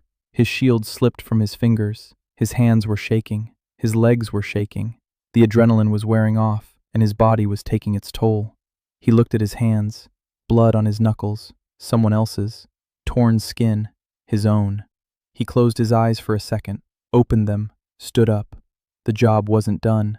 The breach had to be sealed. He called out to the men. Stones from the collapsed section. Mortar. Quickly, before they returned. 20 men worked for 2 hours. Not a proper wall, a barricade. Stones, mortar, and beams. 2 meters high. Not pretty, but sturdy. Huang Tegi didn't attack for the rest of the day. Huang knew why. Casualties. He calculated based on his observations. First day, 37 in the first wave, 22 in the second. Second day, 9 in the breach, plus the wounded. A total of about 100 taken out of action in 2 days. Out of 800, minus the supply train losses from May, minus the deserters. The army had lost its mobility and fighting spirit, but it still outnumbered the defenders 10-1. That evening, Huan Tegi did what Do Huan feared most. Not an assault, negotiations. A rider with a white flag rode up to the wall. He shouted out the proposal. The Huan clan offers peace. The terms are simple. Hand over the anomaly. Everyone else is free. They can leave. They can stay. The outpost will be left untouched. Only one person is needed, Do Huan. Silence on the wall. Do Huan stood and listened. People looked at him. 214 pairs of eyes. He knew what some of them were thinking. One man for the lives of all. The math is simple, logical, human. He didn't judge those who thought that way. He would have thought the same if he were in their shoes. Then Chang Gil raised his spear and thrust it into the gap between the stones. The tip pointed toward the enemy. He said nothing. He just thrust it in. Nearby, Yun Su picked up a stone and placed it on the parapet, ready to throw. Then the old man whose curse of rot he had lifted during the first week rose from his seat. He walked over to the wall. He stood beside it. One of the mothers, holding a child in her arms, approached and stood up. Child after child, old man after old man, They approached and stood on the wall, next to him. Not everyone, not all at once, but enough. Enough for the horseman with the white flag to understand the answer. He turned his horse around and rode away. Do Juan stood and watched the people who had chosen him, not because he was a hero, not because he was strong, because he had built walls for them, because he had lifted their curses, because he remembered their names. So Rin stood behind him. She placed her hand on his shoulder. He covered her hand with his, for a second, then he removed it. There was work to be done. Reinforce the barricade, restock the stones, bandage the wounded, distribute dinner. The list was long, the night was short. The mages breached the wall, and Do Juan stood in the breach, absorbing the magic with his body. The defenders held the breach for 2 hours' battle. Juan Tegui offered peace in exchange for Do Juan's surrender, but the outpost residents refused and stood beside him on the wall. The third day of the siege, Do Juan woke to silence, a strange silence, not a sound from the enemy camp, no clanging of metal, no voices, no neighing of horses. He climbed onto the wall. Sorin was already there. She stood looking south. The Juan clan's camp remained in place. Tents, banners, campfires, but no people were to be seen. Sorin said half of them had left during the night, quietly, without torches, to the east. Juan felt a chill. East, a flanking maneuver. The eastern wall of the outpost abutted the forest. The forest was dense, impassable for an army, but quite manageable for a detachment of 200 or 300 lightly armed men. They would go around the forest. They'll come out at the northern wall, which is weaker, which he hadn't had time to reinforce. A two-pronged attack, classic. He would have done the same. So Rin read it on his face before he spoke. She said she'd go. She'll hold them off in the forest. Do Juan shook his head. No, she needs to be here. 4 mages to the south. We can't hold the wall without her. Then who? Do Juan thought for a moment. Then he turned and saw Haram. He hadn't called her. She was standing by the stairs leading up to the wall, tall, calm, a sword on her back, a scar across her eyebrow. Jiang Haram. She had arrived at the outpost 3 weeks ago. She just showed up, knocked on the gate, said she was looking for work. Any work. A wandering mercenary without a clan, a former bodyguard to 5 lords. All 5 had died. Her reputation as a cursed protector preceded her like the plague. No one wanted to hire her. Until Juan did. Not for himself, for the children's quarter. 31 children, 10 of them under 5 years old. They need someone, day and night. Not a nanny, a protector. Haram stood before him then and couldn't speak. She was silent for a full minute. Then she asked why the children's quarter. Do Juan answered simply, children don't fight. Children don't betray. Children don't die because of political decisions. The statistics are on her side. Haram looked at him as if he'd hit her. Then she nodded and went to the children. 3 weeks without a single casualty. Not a single injury more serious than a scraped knee. The children called her Aunt Haram. She pretended she didn't care. But last night, Do Juan saw her tuck a blanket around a sleeping boy, gently, with her fingertips, as if she were afraid of breaking it. Now she stood on the stairs and waited. Do Juan said he needed someone for the north wall. 300 soldiers through the forest. They'll arrive by evening or nightfall. We need to hold them off, not defeat them, hold them off. Haram asked how many men he would give her. Do Juan said 20, no more. The south wall was more important. Haram nodded. 20, against 300. She didn't ask how. She didn't object. She didn't turn pale. She just nodded and went to select her men. Do Juan watched her go and thought that this woman was worth a battalion. Then he returned to the south wall. Because Juan Tegui wouldn't wait for the flanking force to arrive, he would strike now, to pin the defenders to the south, and he struck. At noon, all the remaining infantry, over 500, head on, through the traps, through the moats, through the corpses from yesterday's attacks. The mages cleared the way. Fireballs burned through the stakes, melted the stones, boiled the water from the moats. So Rin rushed into battle. In dragon form, she swept over the ranks with an icy breath and mowed down the front row. The mages struck back, 4 pillars of fire simultaneously. So Rin dodged 3. The 4th caught her tail. Her silver scales turned black. She roared in pain and soared upward. The dragon's blood fell to the ground and sizzled on the stones. Do Juan watched this from the wall. He clenched his fists, his teeth ground, but his voice remained steady. Commands, short, precise. Stones to the left flank, oil into the ditch, set it alight. May, the eastern tower. Knives, second line to the breach, barricade. The battle raged for 4 hours. The wall held. The barricade at the breach held. The men on the wall held their ground. Stones rained down. Boiling water from cauldrons poured onto the heads of those who reached the base of the wall. The oil-filled ditch burned with black smoke. The attackers choked on smoke and mud. One of the mages crept closer. Within 100 meters, Do Juan saw him. The mage in the red robe raised both hands. The air around him grew scorching. The ground beneath his feet was melting. He was preparing something big. Not a fireball, something worse. Do Juan shouted to Sorin. She was falling from the sky. Her scorched tail left a trail of smoke. She slammed her entire body into the mage. The 3-ton dragon's body crashed down on the man like a hammer. The mage vanished. Sorin got to her feet, with difficulty, limping on her hind leg, blood from a dozen wounds. But the mage was dead. 3 mages remained. They retreated. The infantry retreated behind them. Do Juan exhaled. He turned north. He listened. Quiet. Quiet for now. Haram was out there somewhere. 20 men and 1 damned defender against 300. The sun was setting when a scream rang out from the northern wall. Do Juan ran, across the courtyard, through the square, to the northern staircase. He leaped onto the wall, and saw. The forest was burning, not all of it, a strip, narrow, where the path emerged from the thicket. Haram stood on the wall, sword in hand, face calm. Bodies below the wall, a dozen, maybe more. She had set the forest ablaze on the approach. Dry brushwood, resin.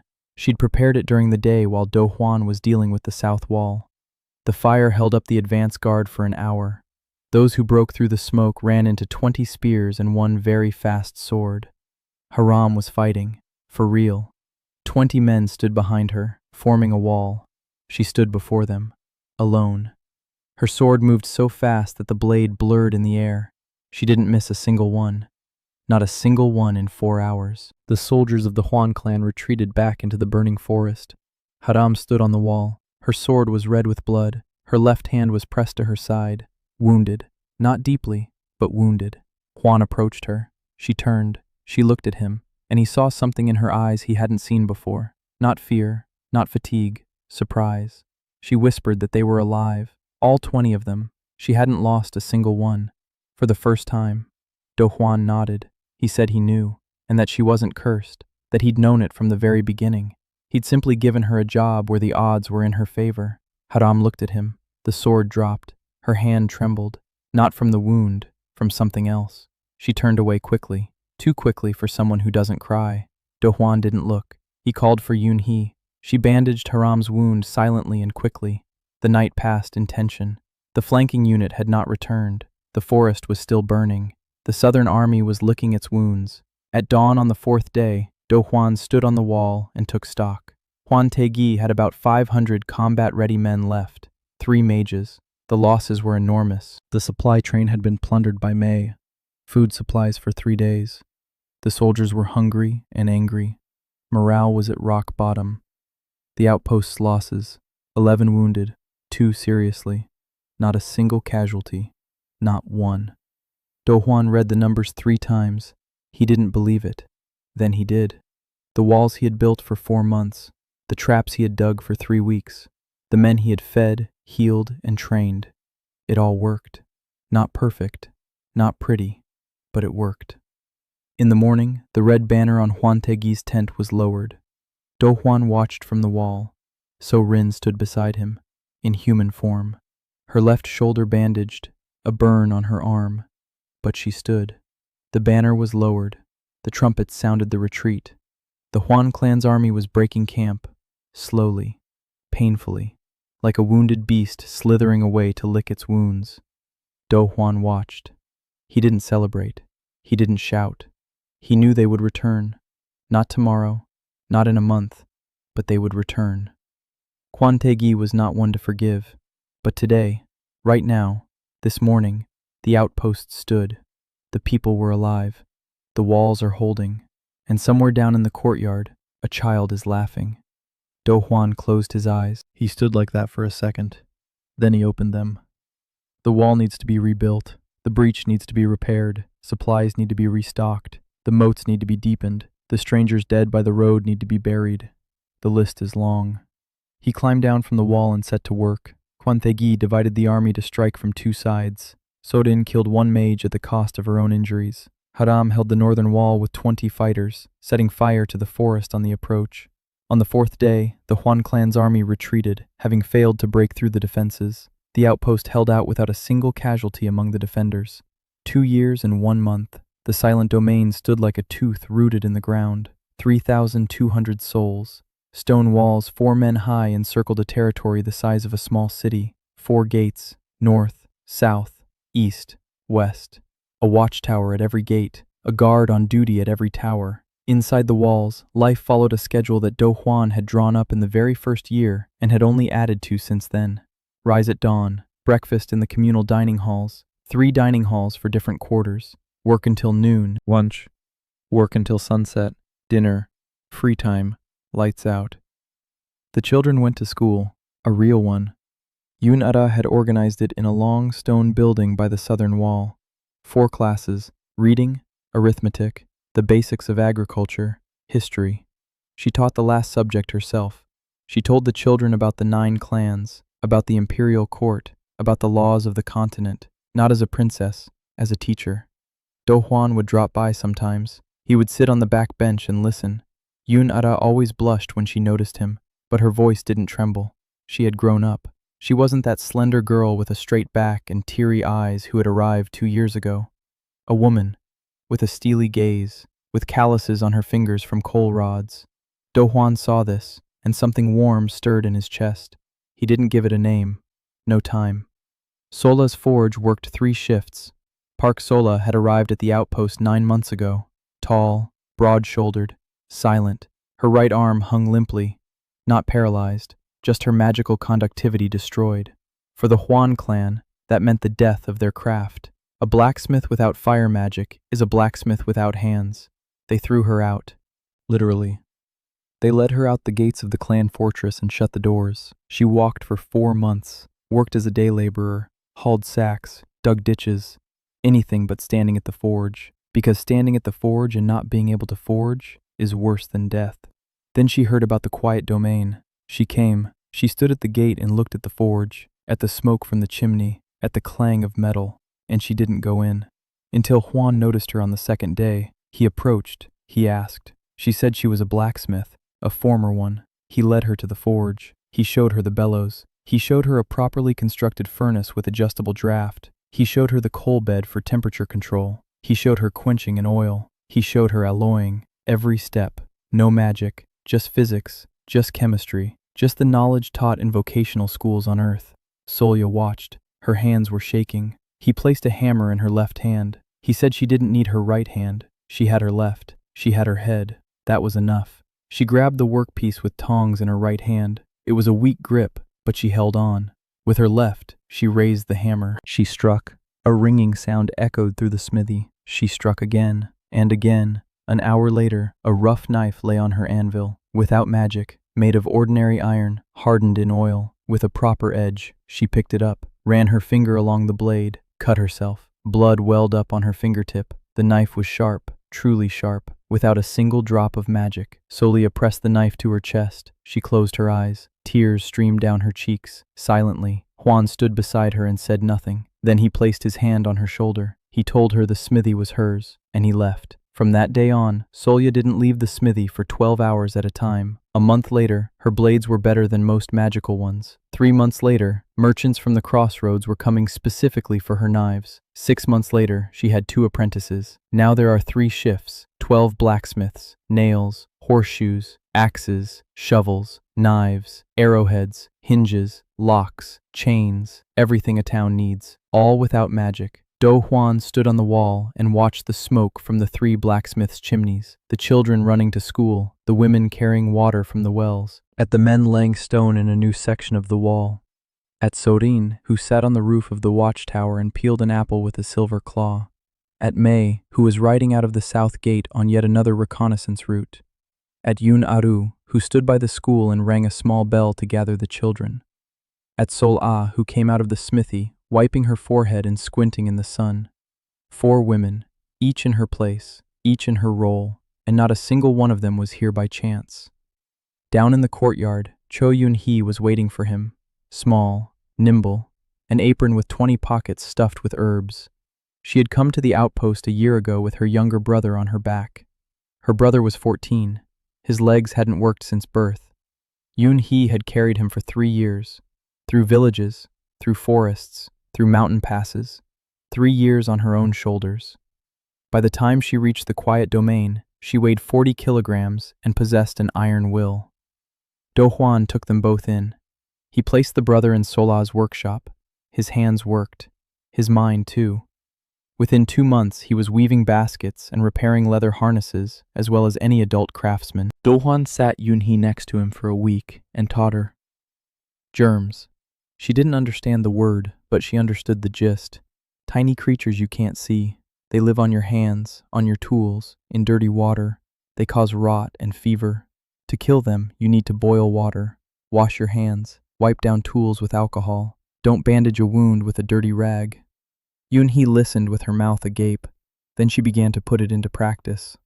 A month later, she had an infirmary, a separate building, clean, with boiled water in every corner, with shelves of herbs sorted by effect, with a patient log. 3 months later, the mortality rate from wounds in the quiet domain had fallen by half. 6 months later, people came to her from neighboring villages. A healer from the north. She heals without magic, and people don't die. Yun-hee stood below and waved at him. She shouted that the infirmary was running out of alcohol. A new batch needed to be distilled. Do Hwan nodded. He climbed down from the wall. The day was beginning, long like all his days, full of small tasks that made up the grand life of a large settlement.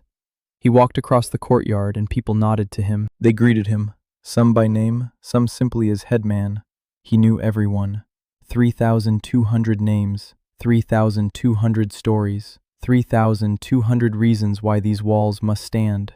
Quiet Fate had grown to 3,200 residents with a complete infrastructure. Pak Sola had become the chief blacksmith, mastering forging without magic. Cho Yun-hee had established an infirmary based on principles of asepsis and cut the mortality rate in half. All 5 women had taken on key roles in the life of the settlement. The embassy arrived at the end of the 2nd year, 30 horsemen in golden cloaks bearing the coat of arms of the young imperial house, white horses in ceremonial harness, banners bearing a dragon in the moon. At the head rode a man of about 50 with a long beard braided into a plate, a first-rank advisor, the highest office after the emperor himself. He dismounted at the southern gate and demanded an audience with the person in command here. Zhang Gil stood on the wall and looked down. He sent a messenger to Do Hwan.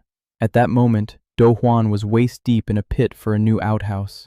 He was digging. He listened to the messenger. He climbed out. He dusted off his hands. He walked toward the gate. The advisor saw him, and an expression somewhere between bewilderment and insult flashed across his face. A young man in a dirty shirt, dirt on his pants, sweat on his forehead, no regalia, no entourage, no magical aura. This was the ruler of a settlement that, in 2 years, had become a headache for the entire continent. The advisor introduced himself, Yun Tae-gon, the emperor's personal envoy. He had come with a proposal. Do Hwan invited him inside, led him through the courtyard. The advisor walked and looked at the walls, at the workshops, at the school from which children's voices could be heard, at the smithy where metal clanged, at the infirmary with its clean windows, at the people who worked and did not bow at the sight of golden cloaks. The latter struck him the hardest. Do Hwan led him into his workshop, the only room where a negotiating table stood, the same workbench at which he drew at night. Only the drawings had been cleared away, leaving a clean surface in their place. Yun Ara was already inside. She stood by the wall with a birch bark folder in her hands. When the advisor saw her, he froze. He turned pale. Then he blushed. Then he turned pale again.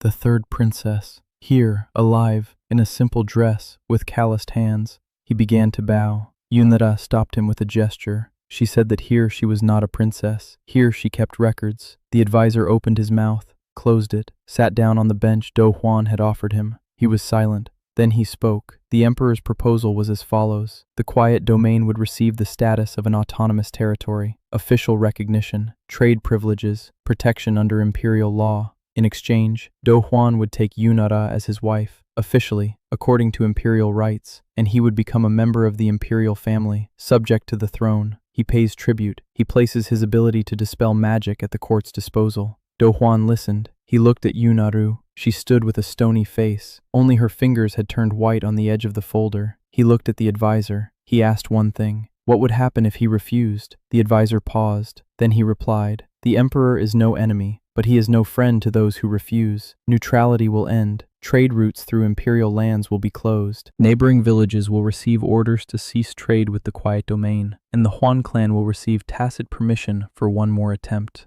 Do Huan nodded. He stood up. He walked over to the wall where a map hung, a large one, a detailed one. May had spent months drawing it. Every road, every village, every garrison. He pointed his finger at 5 spots. 5 villages to the south and east of the Quiet Domain. He said these villages trade with them, not because the emperor allowed it, but because it's profitable for them. Salt, iron, soul's knives, medical treatment at the Yunhe infirmary. If the trade routes close, these villages will lose more than the Quiet Domain. They will trade in secret, because hunger is stronger than orders. Then he pointed to the northern border. He said the barrier is weakening. In a year or 2, creatures will come from there. And when they come, the emperor won't need a husband for the princess, but a man who knows how to build walls. The advisor was silent, until Huan sat back down. He said that was his answer. He accepts autonomy, trade privileges as well. He will pay tribute, a reasonable amount, but he would not marry by decree, nor would he place his abilities at the court's disposal, because she was not his property. She was part of his body, and he did not rent out his body. The advisor looked at him for a long time. Then he asked if he understood who he was speaking to. Do Huan replied that he did, to a man who had come to bargain, and that bargaining was normal, but the terms had to be fair to both sides. The advisor stood up. He said he would convey the answer, and that until the next embassy, the Quiet Domain would be considered a temporary autonomy without formal recognition. Not an enemy, not a friend, a gray zone. Do Huan nodded. He escorted him to the gate. 30 horsemen rode off, kicking up dust on the road. Do Huan stood at the gate and watched them go. Yun Ara approached. She stood beside him. She was silent. Then she said quietly that he could have agreed, that it would have been easier, safer. Do Huan looked at her. He replied, "Safer for whom? For Udel, perhaps. Not for her, because she left the palace precisely so that no one would decide for her anymore who she should be with. And he wasn't going to do the very thing she had run away from." Yun Ara stood there, looking at him. The wind ruffled her hair. She opened her mouth to say something. She couldn't. She nodded, turned around, walked away at a brisk pace. Do Huan noticed that she was clutching the folder to her chest with both hands, like a shield. That evening, May came to him with a report. During the embassy's visit, she had gone around to all 30 horsemen. She spoke with the grooms, with the squires, with the junior officers. She learned that advisor Yun Taegon was acting not only on behalf of the emperor. He had a personal interest. His youngest son was afflicted with a 3rd-degree magical curse. The court healers were powerless. The advisor had not come merely with a proposal. He had come to see the man who lifts curses with a touch. Do Huan listened. He was silent. Then he said that this changes the situation, not the political part, the human part. He dictated a letter to Yun Ara, a short one, to advisor Yun Taegon personally. If his son is ill, let him bring the boy to the Quiet Domain, without an entourage, without conditions, just the father and the sick child. Treatment is free. This isn't politics, it's medicine. Yun Ara wrote the letter in her calligraphic handwriting. May sent it by fast courier. Do Huan returned to the pit he had been digging that morning. An outhouse won't dig itself. The imperial embassy offered Do Huan an official marriage to Yun Ara and submission to the throne in exchange for recognition of autonomy. Do Huan refused the marriage by order, but accepted the status of temporary autonomy. May found out that the advisor had a sick son, and Do Huan sent a personal invitation for treatment without political conditions. The winter of the 2nd year was harsh. Temperatures dropped below 30 degrees. Snow piled up halfway up the walls. The north wind hit their faces like a fist. The Quiet Domain held firm. 3 communal houses with central heating stoves operated without interruption. The underfloor heating system that Do Huan had designed 2 years ago was fully ready for this winter. Hot air flowed from the stove under the stone floor, warming the entire surface evenly. Then it went up the chimney. One stove heated 200 people, 3 stoves, 600 places to sleep in warmth. The rest slept in insulated barracks with ordinary stoves. It was warm there too, not as warm as in the communal houses, but enough to keep from freezing. 6 months' worth of grain reserves, salted meat, dried fish, turnips in the cellars covered with sand, sauerkraut in barrels. Do Juan counted calories. Every day, he recorded consumption. He checked them against the supplies. Rations were cut by 10% to make it through to spring with a surplus. People weren't starving. They ate less, but they ate. Cho Yun-hee administered a vaccination, not a real one, but close enough. Do Juan explained the principle to her. A weakened form of the disease gives the body time to prepare. Yun-hee found a way. The local fever that killed the elderly and children every winter. She took pus from a mild case of the disease, diluted it with water, applied it to small scratches on the volunteers' arms. 20 people. Everyone got over it easily. A fever for 2 days, weakness, then recovery.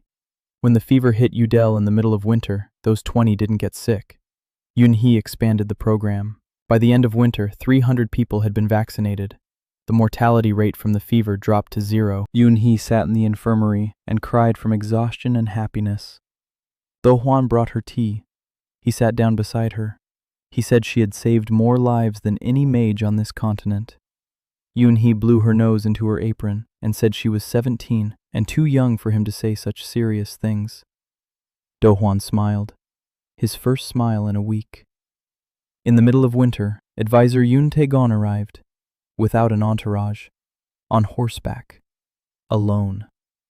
Behind him in the saddle was a boy of about 8, pale, thin, dark circles under his eyes.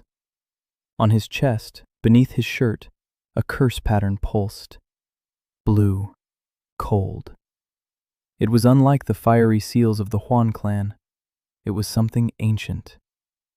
Do Juan met them at the gate. He picked up the boy, carried him to the infirmary. Yun-hee laid him on a clean cot. Do Juan sat down beside him, placed his palm on the boy's chest. The blue pattern flinched. It began to pulse faster, brighter. Then it began to fade, slowly. An hour, 2, 3. The advisor stood by the door and watched. His hands clenched into fists. His face was pale. Do Juan sat motionless, his hand on the boy's chest, his eyes closed. He was breathing evenly. At the end of the 4th hour, the pattern crumbled. It simply vanished, like dew on a hot stone.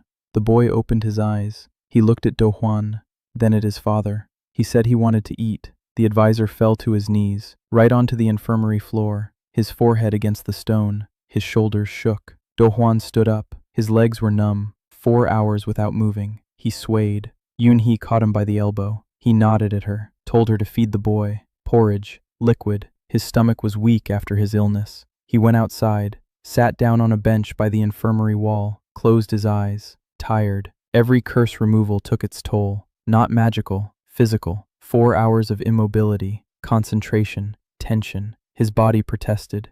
So Rin appeared beside him, silently. She draped a warm cloak over his shoulders, handed him a mug of hot broth, sat down beside him, shoulder to shoulder. Silence. His silence, which to her was more precious than any sound. The advisor came out an hour later. The boy slept on the cot, full, without a curse. For the first time in 2 years, the advisor approached Do Juan, stood before him, was silent for a long time, then said he had been wrong, that he had come here as a politician, but had met a man. He asked what he could do in return. Not as an advisor, as a father, Do Juan replied. One thing. When he returns to court, let him tell the emperor the truth. About the barrier, about the beasts, about how in a year or 2 things will be very bad in the north, and that the quiet domain will stand between the wasteland and the rest of the world, not because it wants to fight, but because there is no one else. The advisor nodded. He left in the morning. The boy stayed for a week. Yun-hee watched over his recovery. She fed him. She gave him herbal teas.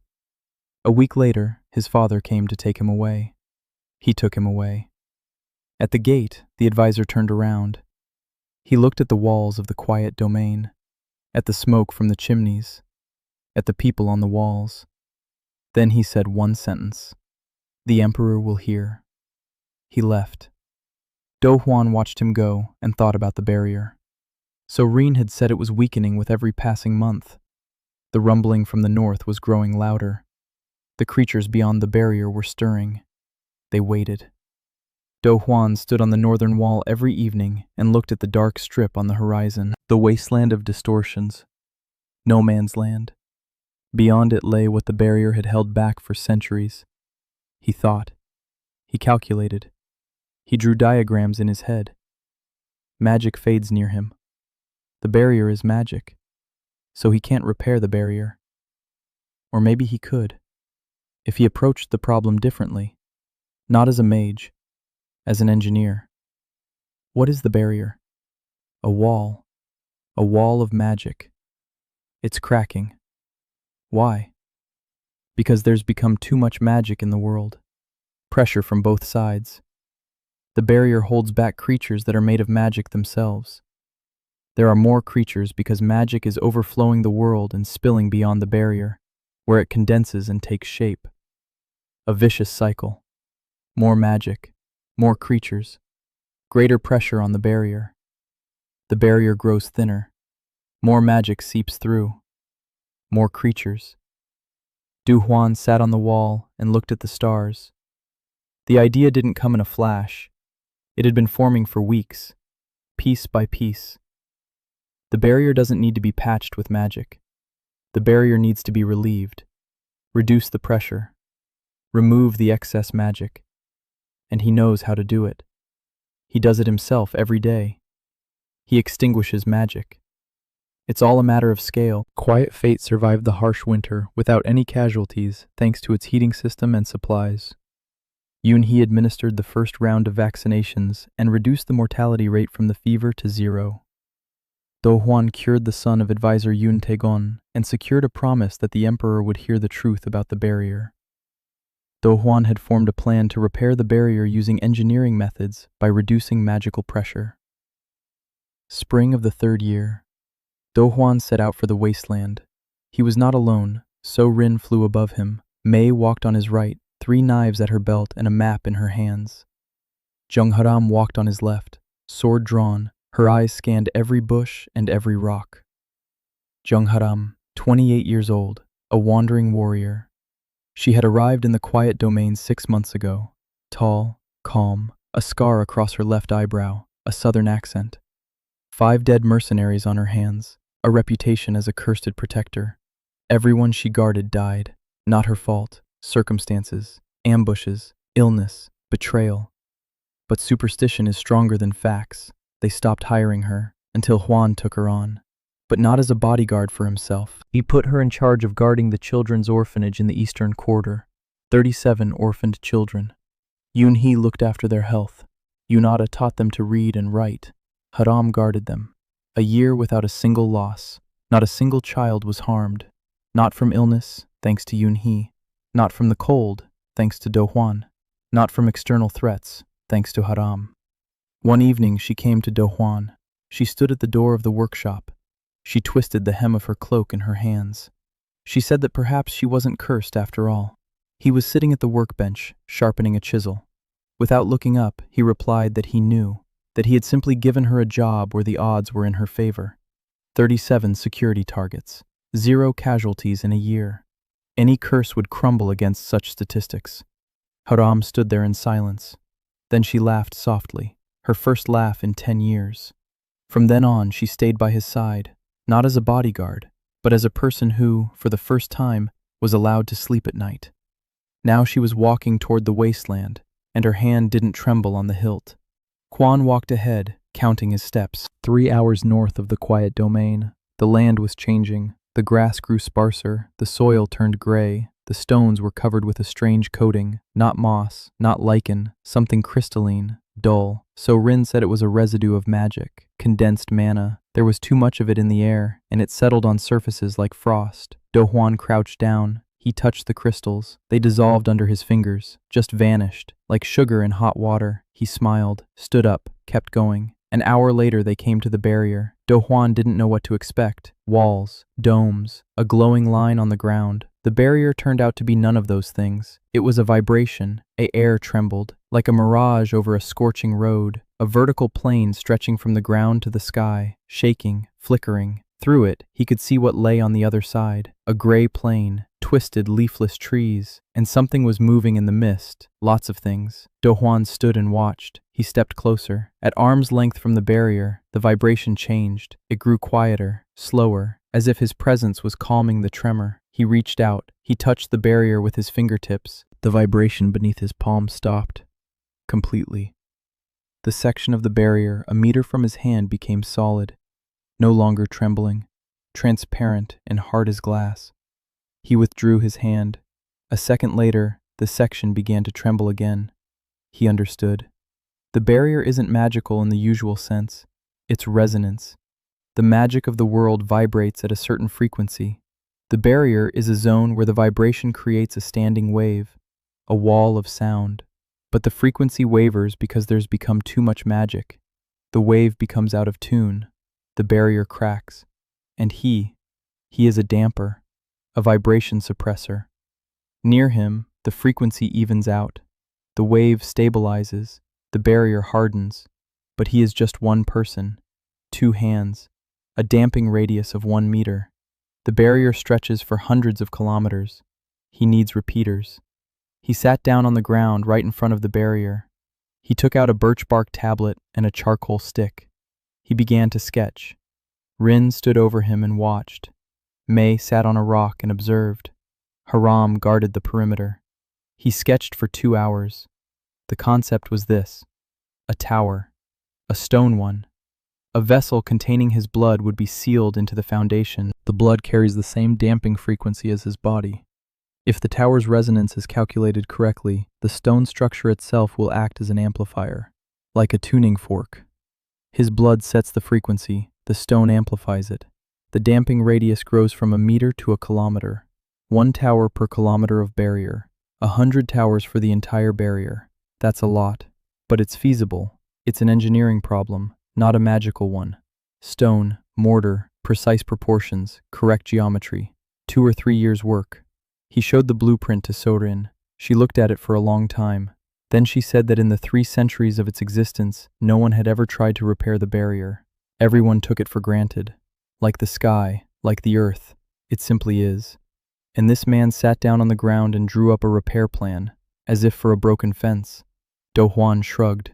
He said the fence needed to be repaired too, otherwise the goats would run away. Sorin looked at him, and there was something new in her 300-year-old eyes. Not gratitude, not admiration, hope.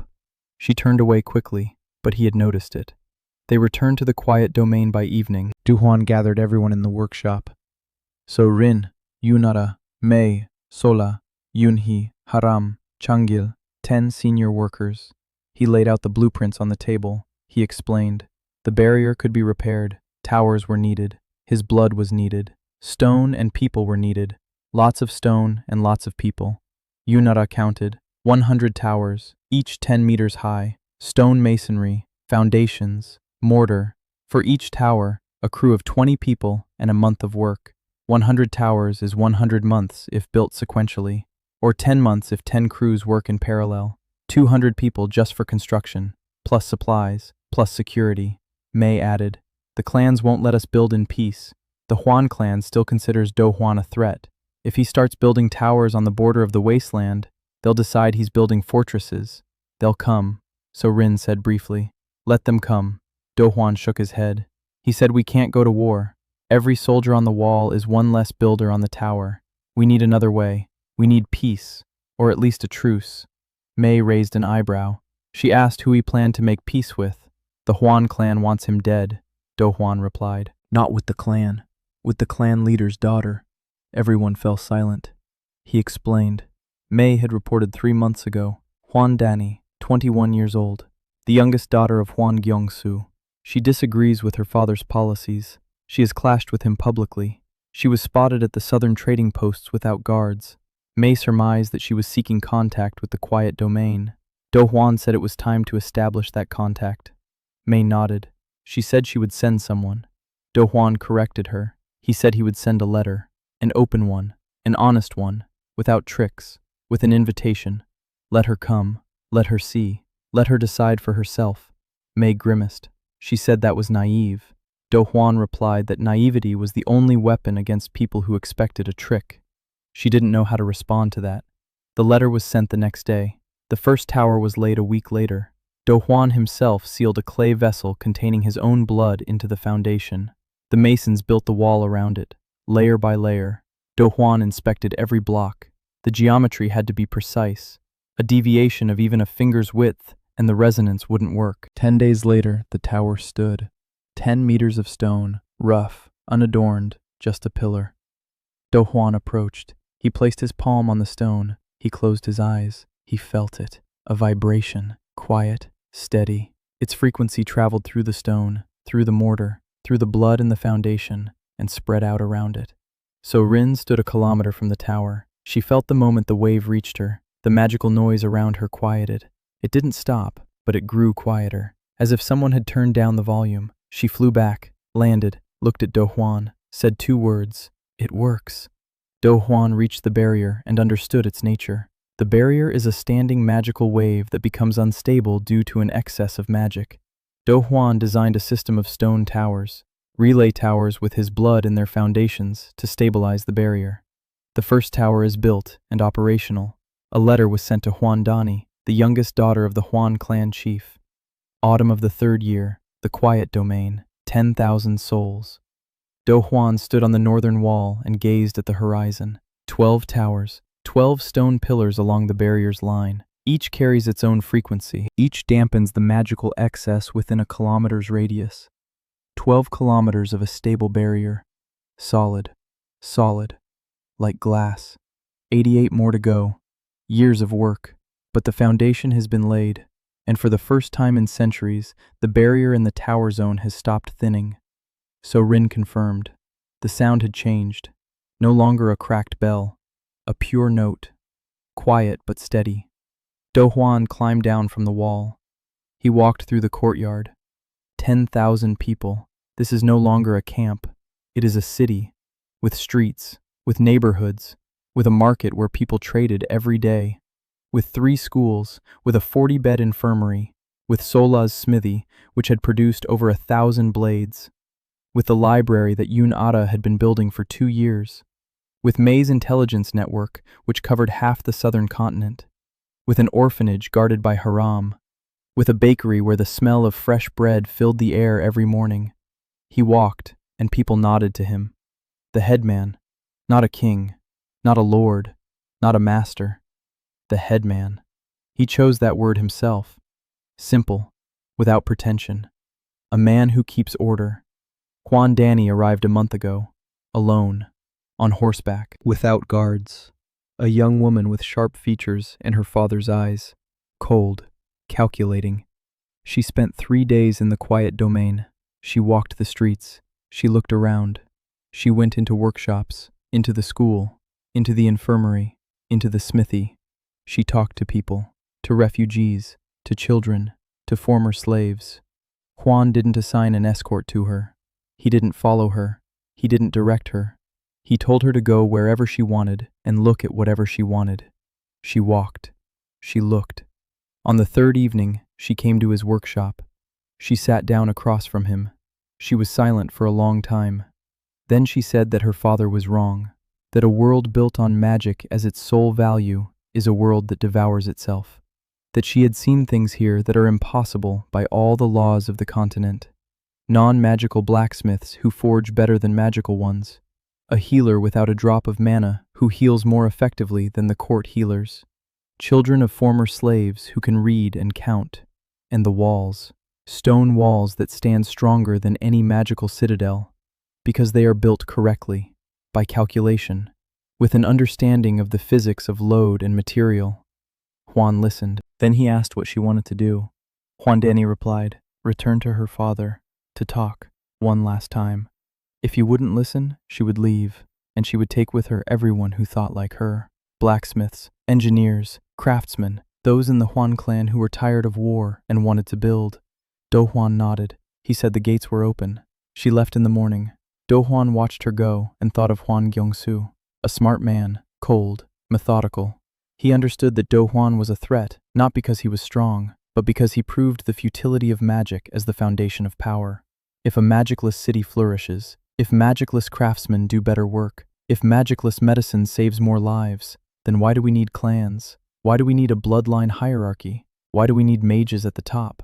Gyong-su isn't insane. He's defending the world he knows, the only world he knows how to navigate.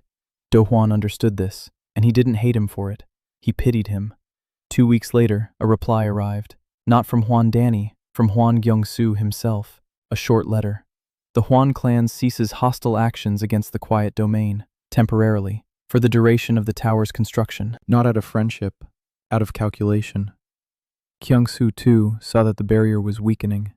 He, too, understood that if the barrier fell, the creatures from the wasteland wouldn't distinguish between mages and non-mages. Pragmatism is stronger than hatred. Do Huan read the letter, folded it, put it in his desk drawer, looked at Mei.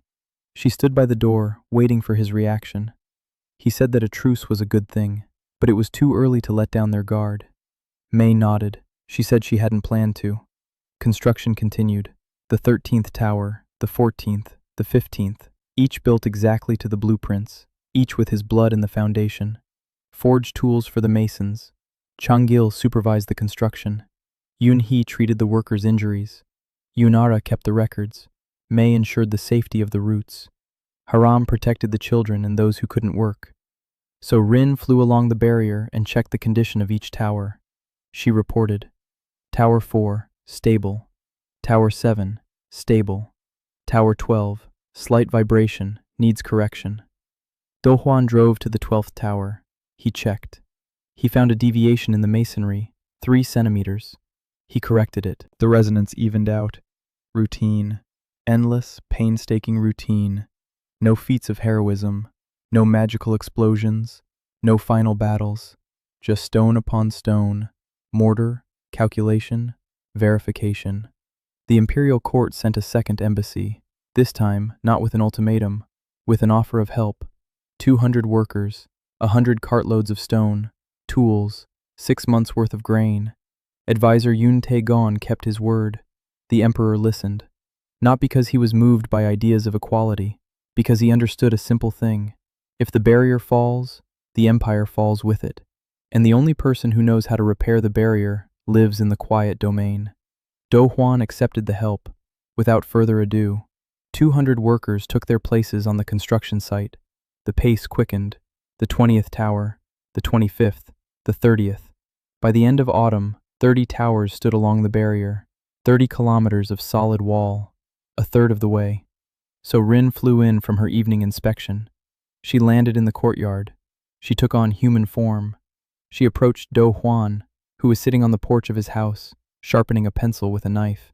A real house, small, stone, 1 room, a workbench by the window, a cot against the wall, a stove in the corner. He built it last, after every resident of the domain had a roof over their head, so Rin sat down next to him on the step. She was silent for a moment. Then she said that the 30 towers were holding, that the barrier in their zone was stronger than it had been a century ago, that the sound had changed for good, not a cracked bell, a steady hum, low, calm, like the breath of a sleeping world. Do Huan nodded. He looked out at the courtyard, evening, golden light. The last rays of the autumn sun lay on the stone walls of the quiet domain. Children were running home from school. Someone was laughing. The smell of bread wafted from the bakery. A steady ringing came from the smithy. Yun-hee was hurrying across the courtyard with an armful of herbs and shouting at her assistant to put the water on to boil. Chang-gil was walking from the gate, carrying a log on his shoulder. Haram stood at the entrance to the children's shelter and counted the heads. Everyone was there. Everyone was alive. Yun-ara came out of the library with a book in her hand and squinted at the sunset. Mei returned from scouting and was tying her horse to the post, humming something in the fox language. Sola sat on the threshold of the smithy and drank water from a clay mug. sweat on her forehead, soot on her cheek, hands covered in soot, eyes calm. Do Hwan watched all this and said nothing, so Rin sat beside him and was silent too. Then she said quietly that someday all the towers would stand, the barrier would be strong, and he wouldn't have to count and draw every night anymore. And what then? Do Hwan was silent. He looked at his hands, calluses upon calluses, burns from the forge, cuts from stone, dirt caked under his nails, the hands of a builder. He said that then he would probably build a veranda, a bigger one, so there would be enough room for everyone to sit in the evening, and a swing for the children in the courtyard, and a second bakery, because one isn't enough for 10,000 people, and maybe a fountain in the market square, just because it's beautiful. Rin listened. Something appeared on her face that he had seen only twice before. A smile, not a shadow, not a hint, a full, warm smile from a 300-year-old being who had finally found a reason to smile. She took his hand. He didn't pull it away. They sat on the porch and watched the sun set behind the walls of the quiet domain. In the courtyard, a long table was set for dinner. The first autumn festival, the third anniversary of the domain. Yun-Ara was arranging the bowls. Mei was laying out the spoons and directing two assistants who were carrying. Yun-Hee was pouring herbal tea into mugs. Solya came out of the smithy and sat down at her place, heavy, tired, but with an expression of deep peace on her face. Haram brought the children from the orphanage, 37 of them, all clean, all dressed, all well fed. She counted them again at the table, a habit. She counted them 5 times a day, and every time the number matched, 37, 37, 37, not one less. People sat down at the table, hundreds. Tables stood all over the courtyard, long rows, porridge, bread, salted meat, turnips, sauerkraut, rice wine in clay jugs, simple food, but hot. And there was enough for everyone. Do Hwan stood up. He walked to his seat, the center of the table, not at the head, right in the center, among the people, with Rin to his right, Yun-Ara 2 benches away, Mei across from him, Sola next to Mei. Yun-Hee was running between the tables, pouring tea for everyone. Haram stood by the wall, as always, guarding. But today her hand wasn't on the hilt of her sword. Her hands were crossed over her chest, calm. Do Hwan raised a clay cup. He looked at the faces around him, hundreds of faces. He knew each one by name, knew where they came from, knew the names of their children, knew whose knee ached before the rain, knew who snored in the western barracks, and who got up before everyone else to knead the dough. 3 years ago, he stood alone in this courtyard, with a rusty axe, with a sketch on a piece of broken wall, with a plan in his head and nothing in his hands. Now there was life all around him, warm, noisy, real. He opened his mouth to make a toast, and couldn't. His throat tightened. He stood with a cup in his hand and said nothing. 3,000 pairs of eyes were watching him, and waiting. So Rin stood up, slowly. She walked over to him, stood beside him, took his hand, his free one, his left, the one that built walls and mixed mortar and held children and lifted curses and drew towers. She squeezed his palm, turned toward the table, and spoke for him. 2 words that took her 300 years of life and him 3 years of building. We're home. The table was silent for a second. Then the cups were raised. Hundreds of cups. Clay clinked against clay. Someone laughed. Someone cried. The children screamed with delight, not understanding why, but sensing that this moment was important. Mei sat across from them, and tears streamed down her cheeks right into her porridge, and she didn't care. Yun-Ara held a birch bark folder with lists pressed to her chest and smiled with tear-filled eyes. Sola banged her fist on the table, once, hard. It was her sign of agreement. Yun-Hee set down the teapot and wiped her face with her apron. Haram stood by the wall and, for the first time, wasn't counting heads. She was just looking at the people, at the table, at the food, at the children, at the light in the windows, at the smoke from the chimneys, at the sky where the first stars were lighting up.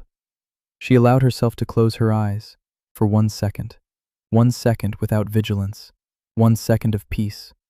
That was enough. Next to Hwan stood So-Rin, her hand clenched, looking at the stars. Far to the north, 30 towers stood along a barrier, stone pillars with his blood at their base. Silent, steady. They were doing their job, without noise, without flashes, without magic, just stone and calculation. The barrier in their zone was strong, 70 more towers, and it would be strong along its entire length. 2 years of work, maybe 3, but it would be done. Because Do Juan didn't know how to give up on what he'd started. The north wind carried the scent of the first snow. Winter was coming, the third winter of the silent domain. Behind the walls, the stoves were lit, supplies in the cellars, firewood in the drawing rooms, blankets on every bunk. The children were warm, the elders were warm, everyone was warm. Do Juan exhaled. He looked at Sorin. She was looking at him. 300 years of loneliness in her eyes had turned into a quiet light. He squeezed her hand tighter. She squeezed back. Then they sat down at the table, side by side, shoulder to shoulder, and began to eat. Simple porridge from the communal pot, just like everyone else. Stars were lighting up above the roof of the quiet domain. One after another, far to the north, where 30 towers carried his frequency, a barrier stood, strong, quiet, just like its builder.